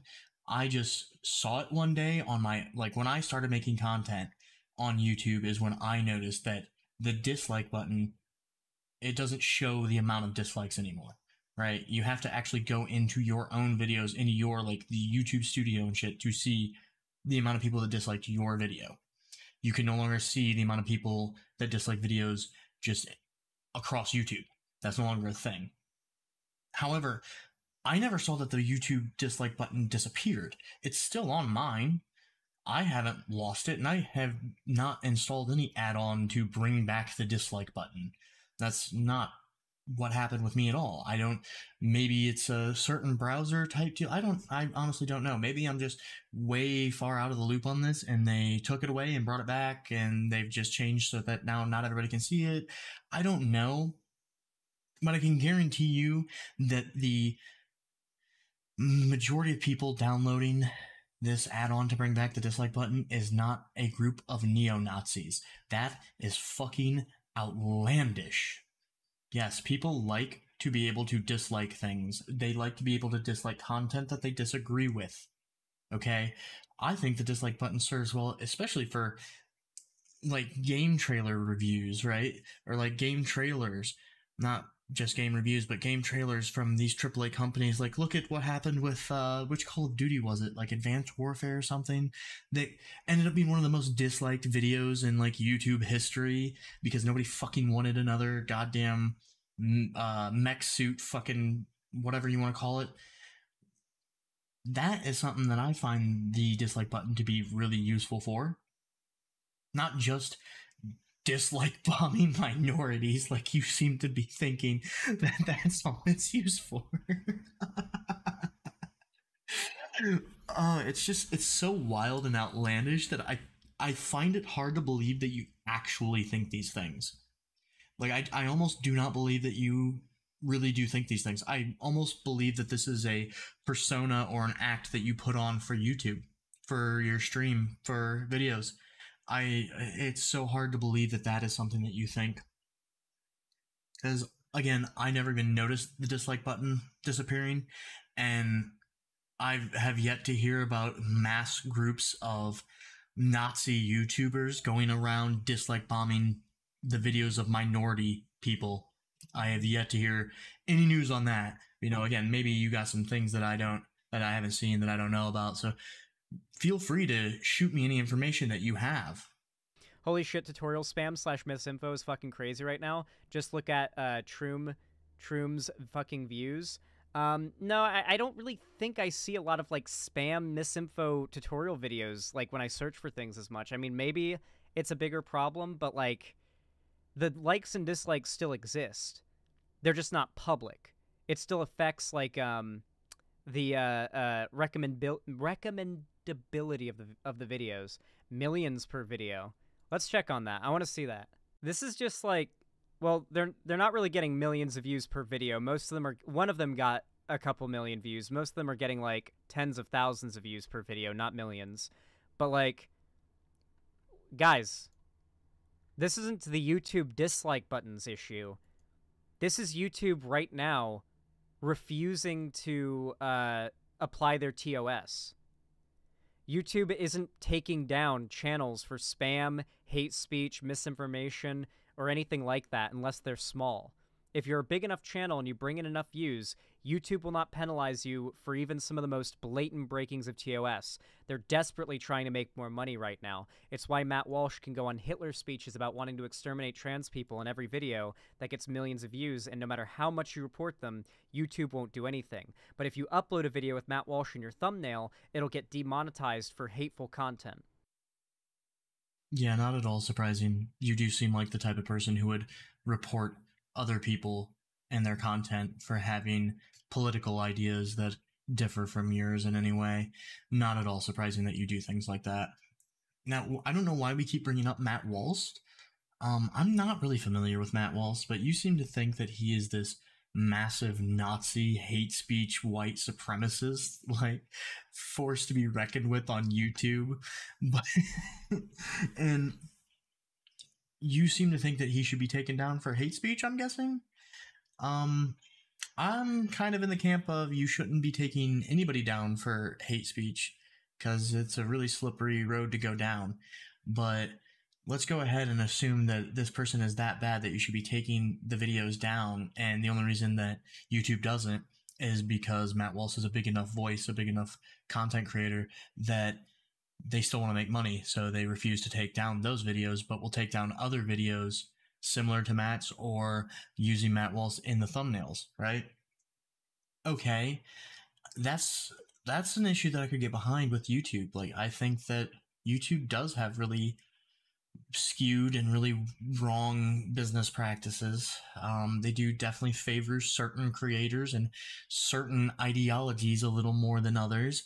It's kind of weird seeing a predominantly left-winger tell people that YouTube is in the wrong and it promotes the wrong type of think. That's something new I haven't seen. But either way, I do agree that it should just be an even grounds, even playing field for everyone. I don't believe in demonetization because of your thought. All right. I could maybe get behind if somebody was literally doing like real hate speech, right? Like, maybe you don't want to, like, companies probably don't want to put ads on that. That's fair enough. The companies want to make money. YouTube wants to make money. But your guys' idea of hate speech is anything that disagrees with you. You have already stated in this video that if you have any criticisms of transgenderism or the culture of transgenderism, that you automatically don't think that transgender should exist. You're basically saying that those people are calling for genocide almost. Like, clearly your definition of hate speech is going to be vastly different from the, sane population's definition of hate speech. You know that, right? If I upload a video with Matt Walsh in the thumbnail, I get my video demonetized for hateful content. Matt Walsh's videos are fully monetized, get millions of views, and no matter how much you report them, nothing happens. There are specific systems set up behind the scenes to protect large channels that break TOS from being automatically penalized by the algorithm now. It does not apply to smaller content creators who are constantly who are generally by default left-leaning because the right has more of a platform, but also... Excuse me, what?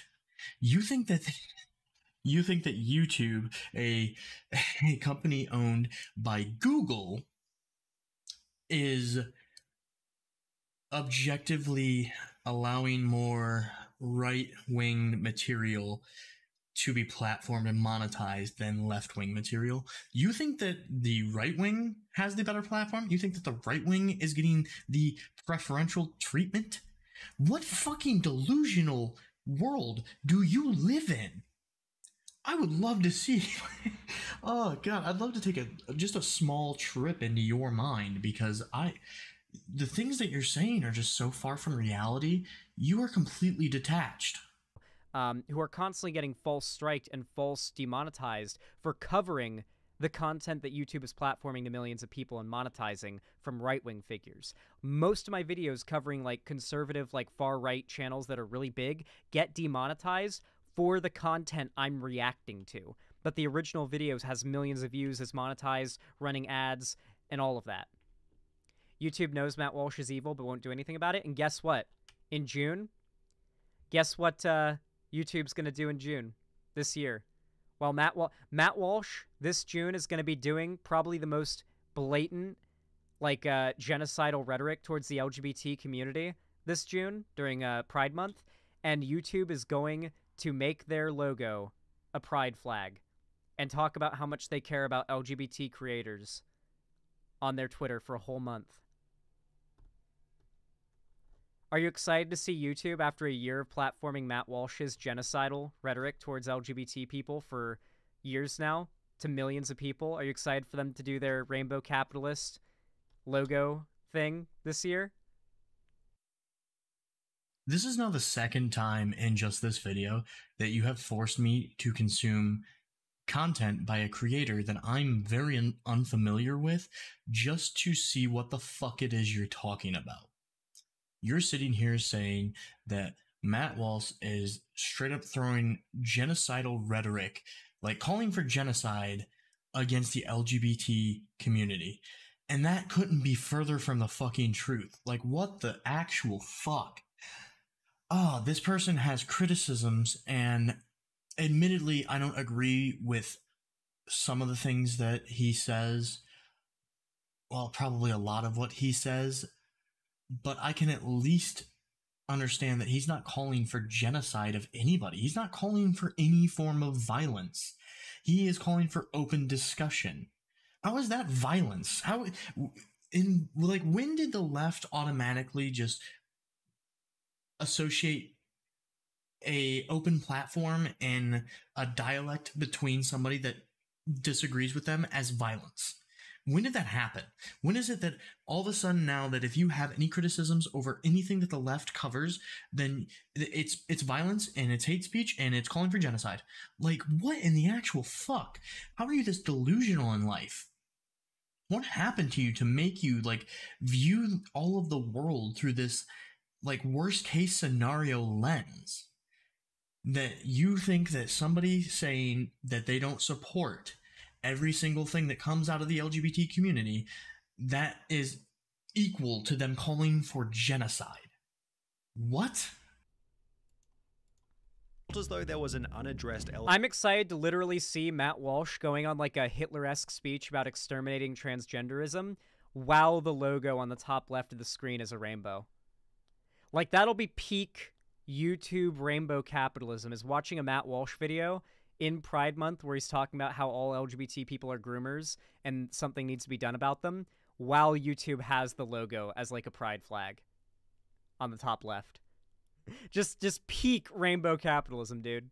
Elephant in the room, and therefore everybody was in their head as opposed to being in the present moment enjoying each other's company. Maybe everybody was simply too busy opening packages, but Chris did make these bizarre jokes about Jimmy being female, making him incredibly uncomfortable. Oh my god, Jimmy, look, they drew you. Jimmy, they drew you so well. It looks just like you. Oh, yes. Oh my god, it's Jimmy. How did fan art? This is what we were looking for. He's trying to cut this together like Jimmy looks awkward, but he's just acting normal. Wait, this is exactly how Mr. Beast acts normally. Wait, he laughed. He's like, this guy's trying so hard to make this clip look awkward, but this is just every Mr. Beast video. Be brave, be honest, be kind, Mr. Beast. That is my tagline. Becoming even weirder when each member started to pay each other compliments. Hey, nice shirt. Thanks, dude. Nice shirt. Hey, nice shirt. Thanks, dude. Nice shirt. Thanks. Nice shirt. This is literally, oh my god. Wait. This is literally like straight out of any Mr. Beast video. This is the kind of like goofing off they do. What?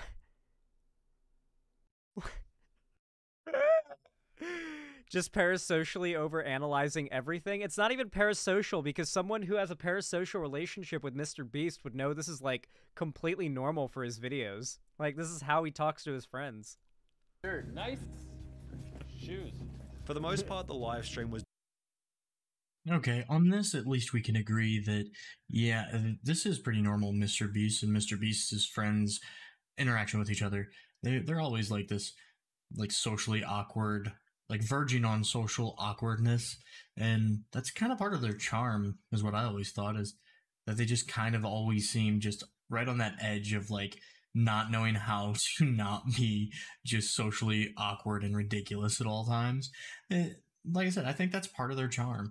And yeah, I think that this clip, that this this mishmash of different clips it is disingenuous. I will agree with you on that. This is probably the only time where it seems like SunnyV2 so far is actually trying to set it up as worse than it is. But again, I don't think this is a political message. I think this is for views, which is very different. Very, very, very different. Devoid of awkward moments. However, it would act as fodder for another 100 million views worth of drama and criticism. Chris likely believes that people will slowly adapt to his new appearance over time, but is this really going to happen? Well, remember, like, SunnyV2 hasn't even mentioned that Chris is transgender here in the entire video. This is all, like, under the sort of, like, presupposition that this is all like a business move or a lifestyle move, not something that this person's doing to make themselves happier, like, that is, like, provably shown to make trans people happier. Maybe. It's difficult to say as the situation is fairly unique, especially when considering Chris's reputation and influence. However, it's not very unique. There's a lot of trans people out there. I'm pretty sure if you took all the trans people on Earth and put them into one country, it would be a pretty fucking seriously populated country. If Chris continues to transition, would it be unreasonable to say that he could jeopardize some of the personality traits which made him a successful member in the first place? Perhaps the opposite will happen, and he'll instead pick up new personality traits that better resonate their personality traits with the current MrBeast audience. This was put forward in many comments supportive of Chris, who implied that there'll be millions of queer kids who look up to him, although this doesn't necessarily mean that it'll add any value to the videos. MrBeast. Alright, this is the part that I do know about. This is the part of this video that I do know about. So remember, guys, this guy judges any person's morality, if they're a content creator, on how well their channel is doing. Negative response means they are morally in the wrong, in his mind. Ah, so that means we finally get to hear an actual argument? Because again, there hasn't been one made. Not a political argument anyway. So far, SunnyV2, and again, just as he stated earlier, is talking entirely about views, about the YouTube channel. That's it. And also your whole little fucking comments on personality traits changing. Yeah, I would assume that would happen when you transition. Like, what? What is this delusion that you are just you're gonna act in the exact same way and as the exact same person?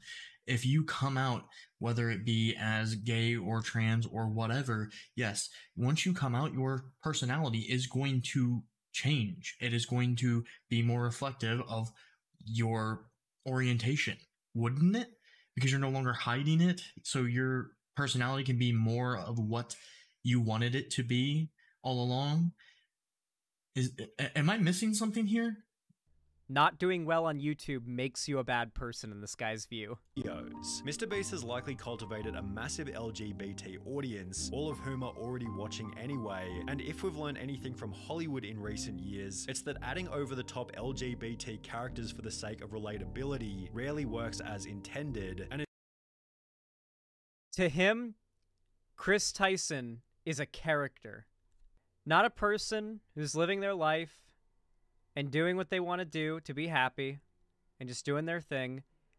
An over-the-top LGBT character. So do you guys see how, like why I'm so, like, dead set on calling out the stupid, like, go woke, go broke mindset? Because it leads to shit like this, where people become unironically convinced that someone being trans is, like, a woke business move. Just someone living their lives, coming out as trans, just a random person, must be a woke business move like Hollywood's doing to ruin all your favorite media. That must be what's happening here. And here I was thinking that we were finally going to get an actual argument.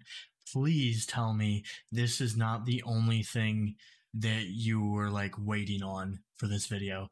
I really, really hope not. Holy fuck. No, so what you're saying was said and what was actually said are two very different things.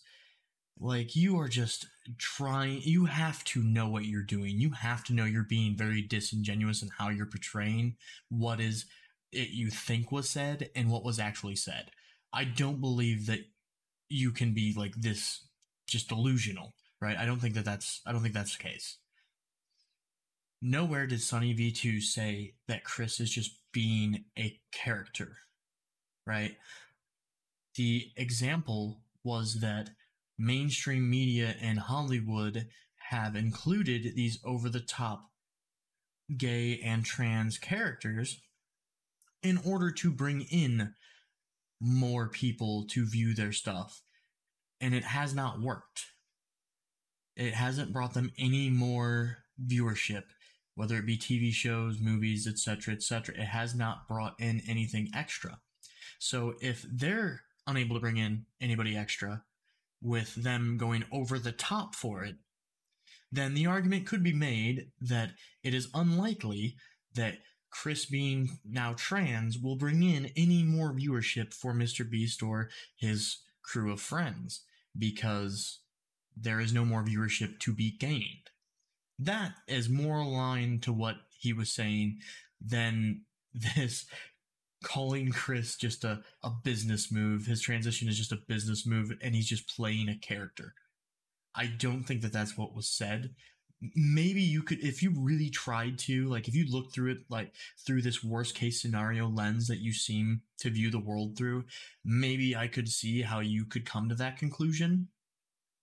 But I would find it really, really difficult to believe that without SunnyV2 outright stating it, which, again, SunnyV2 has yet to do. Oh, my best friend came out as trans. Why are they going woke for the woke money? Go woke, go broke. You know, like that. That's what these people think.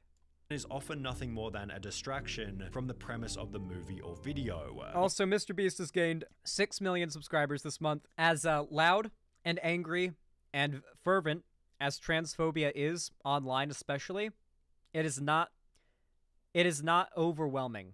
Like, it is not, or sorry, it is overwhelming. It doesn't outnumber the amount of people who either just don't care, like, just live your life, or are openly pro-trans.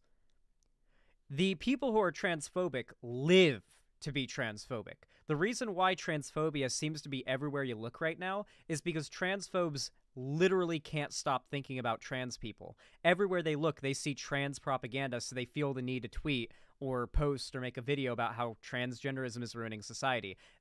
Trans people live in their heads rent-free. They can never, ever stop thinking or talking about them. So when you start, like, behaving that way overtly, it looks cringe and ridiculous. People start to call you out. Most people just don't care that much.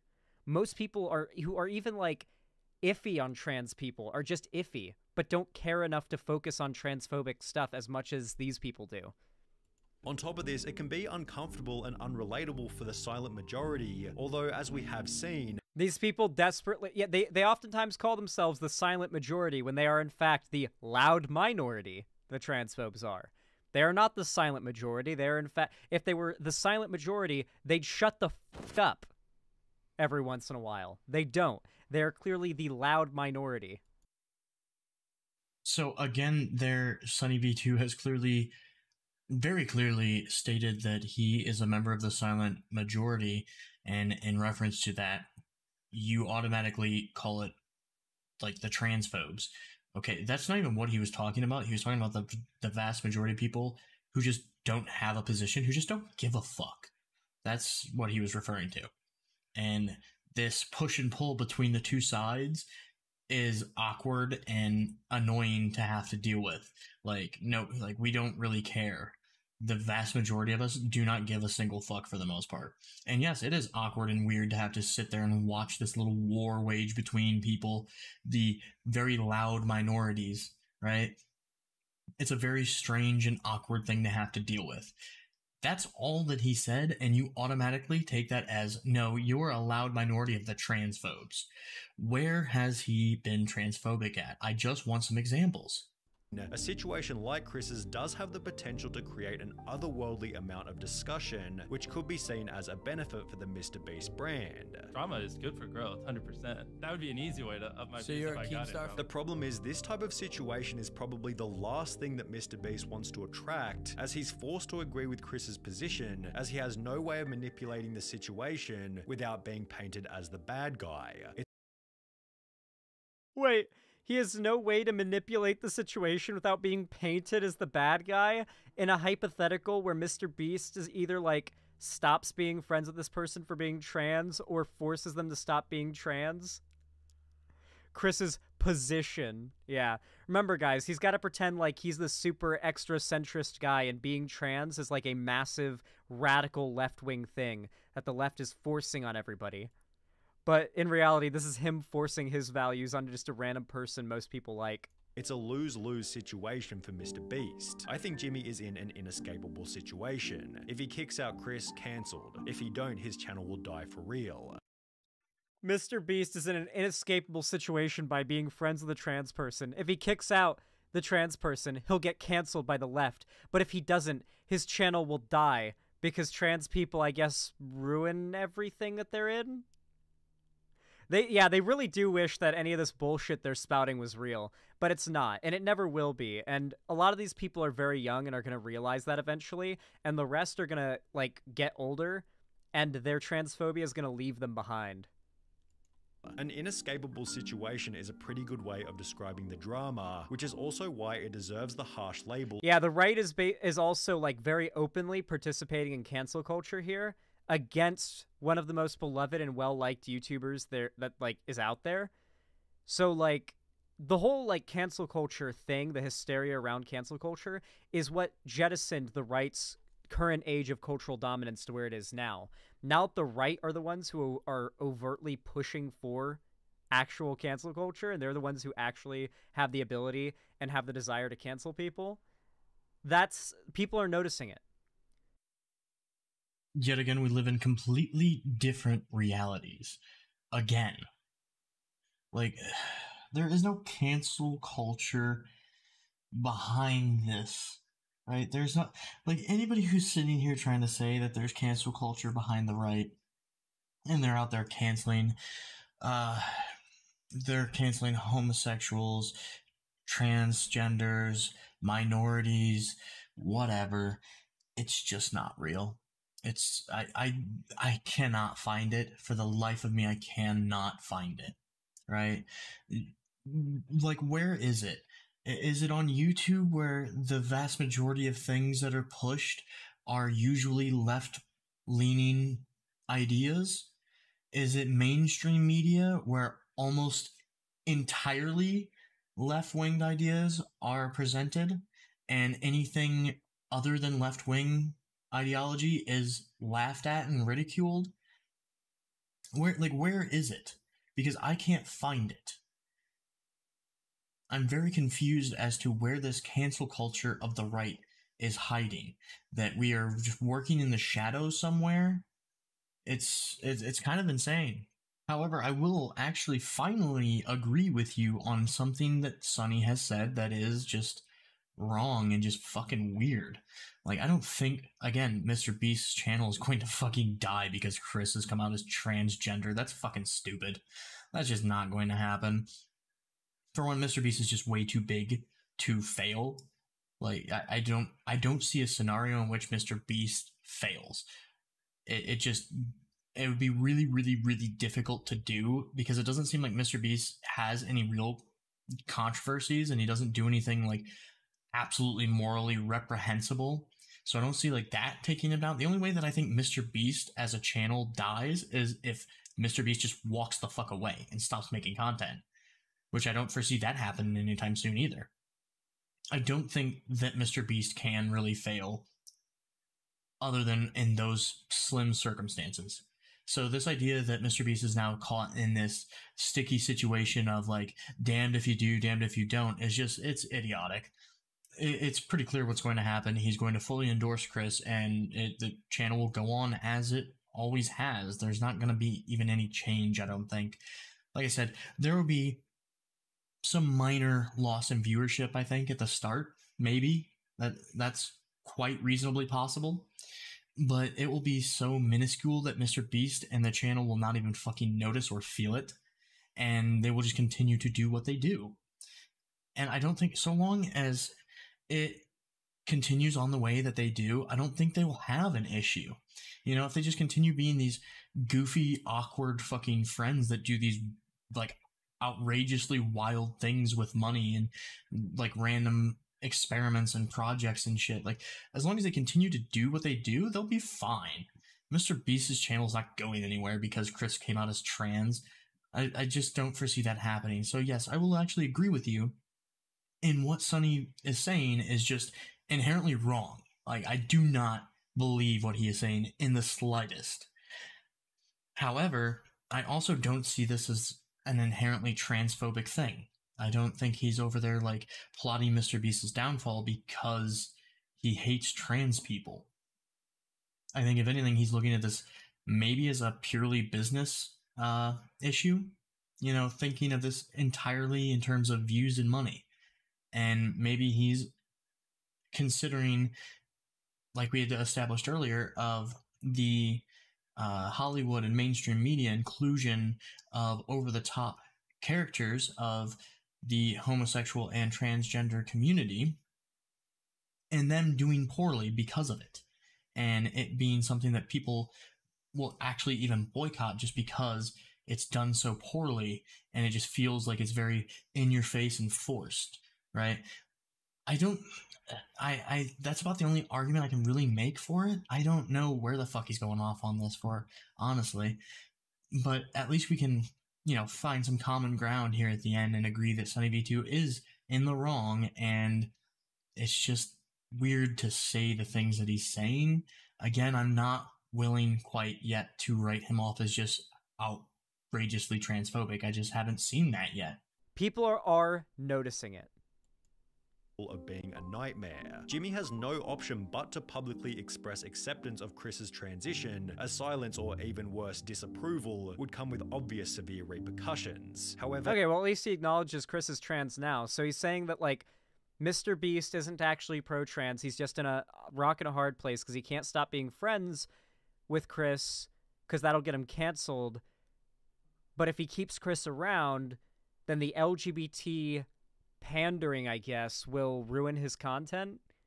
So Mr. Beast is doomed, I guess, is the thesis. In accepting Chris's transition, Jimmy implies that this will be the new normal within the content, thus annoying a different group of people, many of whom will never express their true feelings and may rather simply click on fewer Mr. Beast videos. Mr. Beast gained 6 million subs in this month. If this is the case, Jimmy has no option but to accept this fate, as removing Chris from the videos in Has no option but to accept this fate, dude. Dude, he really thought this was gonna go up on YouTube and have an overwhelmingly positive response. He really did. any kind of way could create an even more severe media firestorm. The only clean solution, should things go south, might be for Chris to resign himself, and even then rumors and bad press will be unavoidable. Chris is selfish if they don't retire to save Mr. Beast's career. They're so desperate. They're so desperate to pull an anti-trans propaganda win from this event.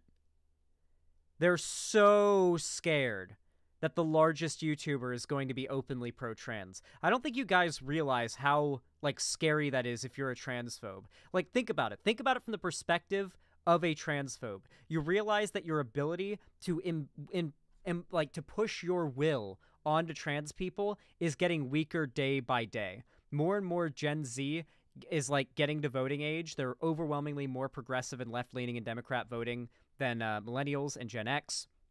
Like, the Republicans are dying out faster, or even at the same rate, as new, young Gen Z Democrat voters are aging in.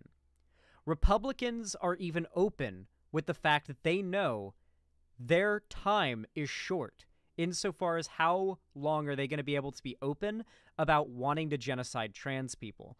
right now, trans people aren't as broadly accepted as gay people. You can tell because of someone like Posey Parker, for example, the turf lady, was openly saying the things she says about trans people, about gay and lesbian people. Not a single media outlet, like mainstream media outlet, wouldn't be calling her a homophobic bigot. But because she claims to be a feminist who's going against men cosplaying as women, and it's trans people, a broadly less accepted group than like gay and lesbian people in like the West right now, it's still broadly pretty acceptable to disagree with the lifestyle of trans people in a way that it is not acceptable to disagree with the lifestyle of gay people. They call it a lifestyle, just like they called being gay a lifestyle. It's the same thing. Like, the same events are just repeating themselves. A group of people who were previously had their, like, ability to be seen and have civil rights and all that pushed back in the cultural, like, eye, is now finally getting their turn at the bat, and the same shit is being thrown at them again. Yeah, what civil rights? What civil rights are being denied trans people that are offered to everyone else? I want to know. I want to see an action. Let's actually sit down and have a discussion on this. I would love to do that because I don't think that you actually know what civil rights are. Maybe I don't know. Because as far as I'm aware, trans people can do literally all of the same things as straight or gay people can do. It literally doesn't. You're trying to make this comparison of the exact same arguments from the anti-gay movement is being used for this anti-trans movement, and I'm not seeing that. I'm nowhere am I seeing this. I don't understand.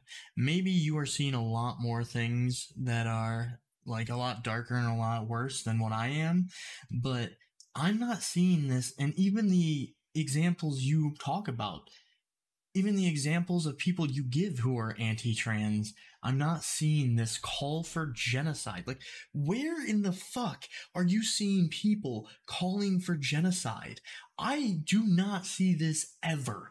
And now you're trying to say that Republicans, and I'm assuming you actually even mean like in office or, big news anchors or content creators, the big voices of Republicans are calling for genocide, and they are openly stating that they are worried their ability to then call for genocide is now being reduced or is very limited in how much longer they can do that.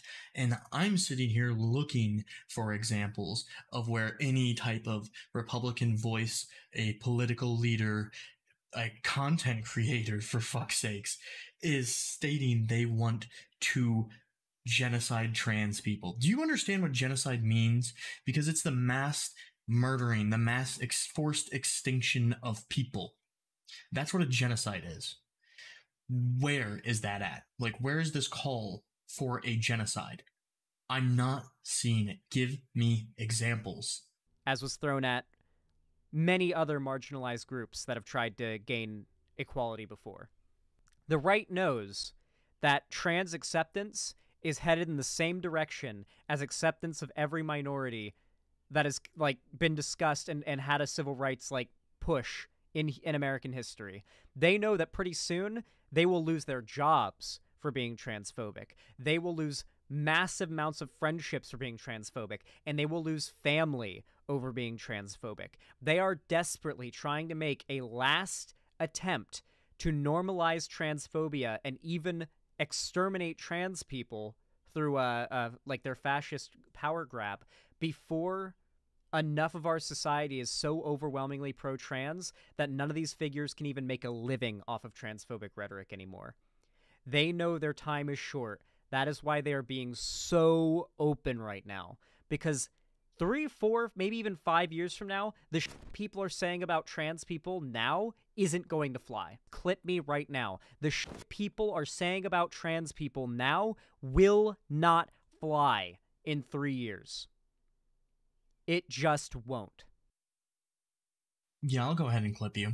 I'm going to state that, yes, a vast majority of things that are said currently, arguments that are made against transgenderism, probably won't be around in 5-10 years. Fair enough. However, there are still genuine good arguments and fair points critiquing or levying some type of criticism towards the transgender movement and transgender culture. That being the concerns of women and the concerns of children. Those are legitimate arguments that are probably going to stand the test of time until that those arguments no longer have any necessity of being made. Once those arguments are solved, once those issues are no longer issues, then yeah, it won't be said anymore. However, you think that any type of criticism is automatically transphobic. So that's why you think that there will no longer be anything said about trans people ever again in 5-10 years, right? Like, you think that everything that is ever even remotely close to criticizing trans people, that it is automatically transphobia and wrong. So that's why you think everything will be gone. These people have put up a smokescreen of transphobia and hate towards LGBT people being popular and culturally acceptable. It's not. It's an internet culture smokescreen. Most people are not that concerned about what trans people are up to. Avoidable. Whether it be arrogance or ignorance, Chris seems oblivious to how this whole thing might impact Jimmy, forgetting that he achieved his current level of success by avoiding this exact type of drama. This guy's channel is really just one of the most dog shit out there. He's got like the painted, like sort of fancy painting profile picture and the fake British accent to come off as like intelligent and high class as possible. Really is like literally the Sargon of Akkad of YouTube commentary. Unironically. I'm so happy to see so much of Twitter, including Mr. Beast, overtly dunking on it. I've even seen a lot of the drama YouTubers who just days ago were kind of like semi on board with the transphobia bandwagon against Chris Tyson, calling out this video because this video made the transphobic position against Mr. Beast and Chris Tyson look so bad. I've seen people who 2 days ago were tweeting transphobic stuff about Chris Tyson, now defending Chris because this video was so bad, it pushed them away from their previous position. Sometimes the right pushes people left for us, and I think that's kind of nice. And there you have it. Some well said final words from this video. That's all you care about. Let's be realistic. All you care about is which side is bigger, which side is doing better in numbers, which side is louder than the other. That's all you have mentioned so far in this video. That's your main talking point, is sides, teams, your team, your side. Like, it's so fucking painful. This is like, I understand that America is mostly a two-side system, like a two-party political system, but there's so much gray area and nuance to all of this, and we just want to ignore all of it and just focus on our side, our team. It's just ridiculous. It really is. And I'm not seeing all this shit that you are even talking about in terms of it's pushing quote-unquote transphobes to no longer be transphobic. Like, do you realize how ridiculous that sounds? That you think that these people are transphobic, and this video that is hardly a fucking hit piece is so bad in its arguments that it is forcing people to then abandon their position as transphobes, as you say, and making them pro-trans. Do you see how ridiculous that sounds? What it sounds like is you think that any criticism of trans people, again, is automatic transphobia. And now these people who are pretty middle ground, you know, have some criticisms but don't actually really care and are actually pro-trans, but with a few issues with the culture and with the current movement. You think that those people that are fence-sitting, now calling out this video for what they see as wrong, that is making them instantly pro-trans, and they are no longer transphobic. So I'm going to venture to guess your definition of transphobic is exactly what I've stated several times throughout this video, and it is a weak definition. Not only weak, but it is just simply untrue. Typically, something like homophobic, transphobic, etc., that means that you have a disdain or a strong dislike towards this group of people. It's not just you have criticisms. It's not just you have minor issues. You actually genuinely like hate these people, right? At least that's how it's normally used. So are we just like weakening our definition of what a transphobe or homophobe is now? It's just anybody who has criticisms over anything that you identify as your side's political spectrum? Is that what's going on? I'm really confused by this. It doesn't even make any sense. Like throughout the entire video, you call out people that are transphobic that I have yet to see any transphobic messages from. Even SunnyV2, like I have yet to see an actual transphobic message from this video. Right? We've covered the entire video now. There are things that he says that yes, I disagree with, wholeheartedly disagree with. I don't think MrBeast's channel is going to go down. I don't think it matters to MrBeast that Chris came out as trans. I don't think that there's going to be a wave of cancel culture that hits MrBeast's channel now and forces MrBeast into this shitty situation of where he has to either look like the bad guy for kicking Chris out to then save his channel, or pick his channel and let the channel die. Like, I don't think that's a realistic thing in the slightest. And I'm not going to say that that's transphobic on Sunny's end. I'm going to say that he just has a really, really, really warped idea of what the world is currently. And especially in the YouTube community. But then again, so do you. You seem to think that all of the YouTube community is almost entirely right-wing and like the right has all the power right now. And apparently so does he. I don't, maybe you guys are seeing things I'm not, but it's just not true. The vast majority of content that I see, the vast majority of people, like the top YouTubers, are all more left-wing than right-wing. I do not see a ton of, I don't see a ton of right-wing YouTubers at the top 25, the top 50, the top 100 mark. That's just not realistic. The vast majority of YouTubers that are on your top charts are all at least semi-left wing. And I'm not even saying that I have a problem with that, because the vast majority of them aren't not even political. They don't have any messages politically that they're saying typically, right? I just don't get it. Like, what world do you people think that you live in where the right is currently the powerhouse? It's delusional. But anyway, I know this is normally not the type of content that I cover. I normally cover almost exclusively gaming content and gaming related content. But the main reason that I covered this is because of the fact that I found this video from another video of this YouTuber's that I was actually going to cover, where this person essentially agrees with this study that finds that gamers are inherently more racist, sexist, etc. Apparently we're just all horrible people as gamers, you know, that's just a thing. I was originally going to cover that video, and while looking at more content that this person creates, I found this one. And this one was just filled with such absolute bullshit that I just had to make a video over this one, over the gamers inherently being racist. I might still do that video, I don't know. Yeah, I might. Let me know what you guys think below. I kind of want to do that video as well, but this one was more pressing in my mind, I suppose. Unfortunately, this one took a lot longer to make than the gamers are racist one. This is going to be a really, really long video. I apologize for that. I tried to keep it as short as I could. Unfortunately, the original video itself is like 49 minutes. So, of course, add me to a already hour-long video, you're going to get a very, very, very long video. But hopefully you all enjoyed, and I will see you in the next one.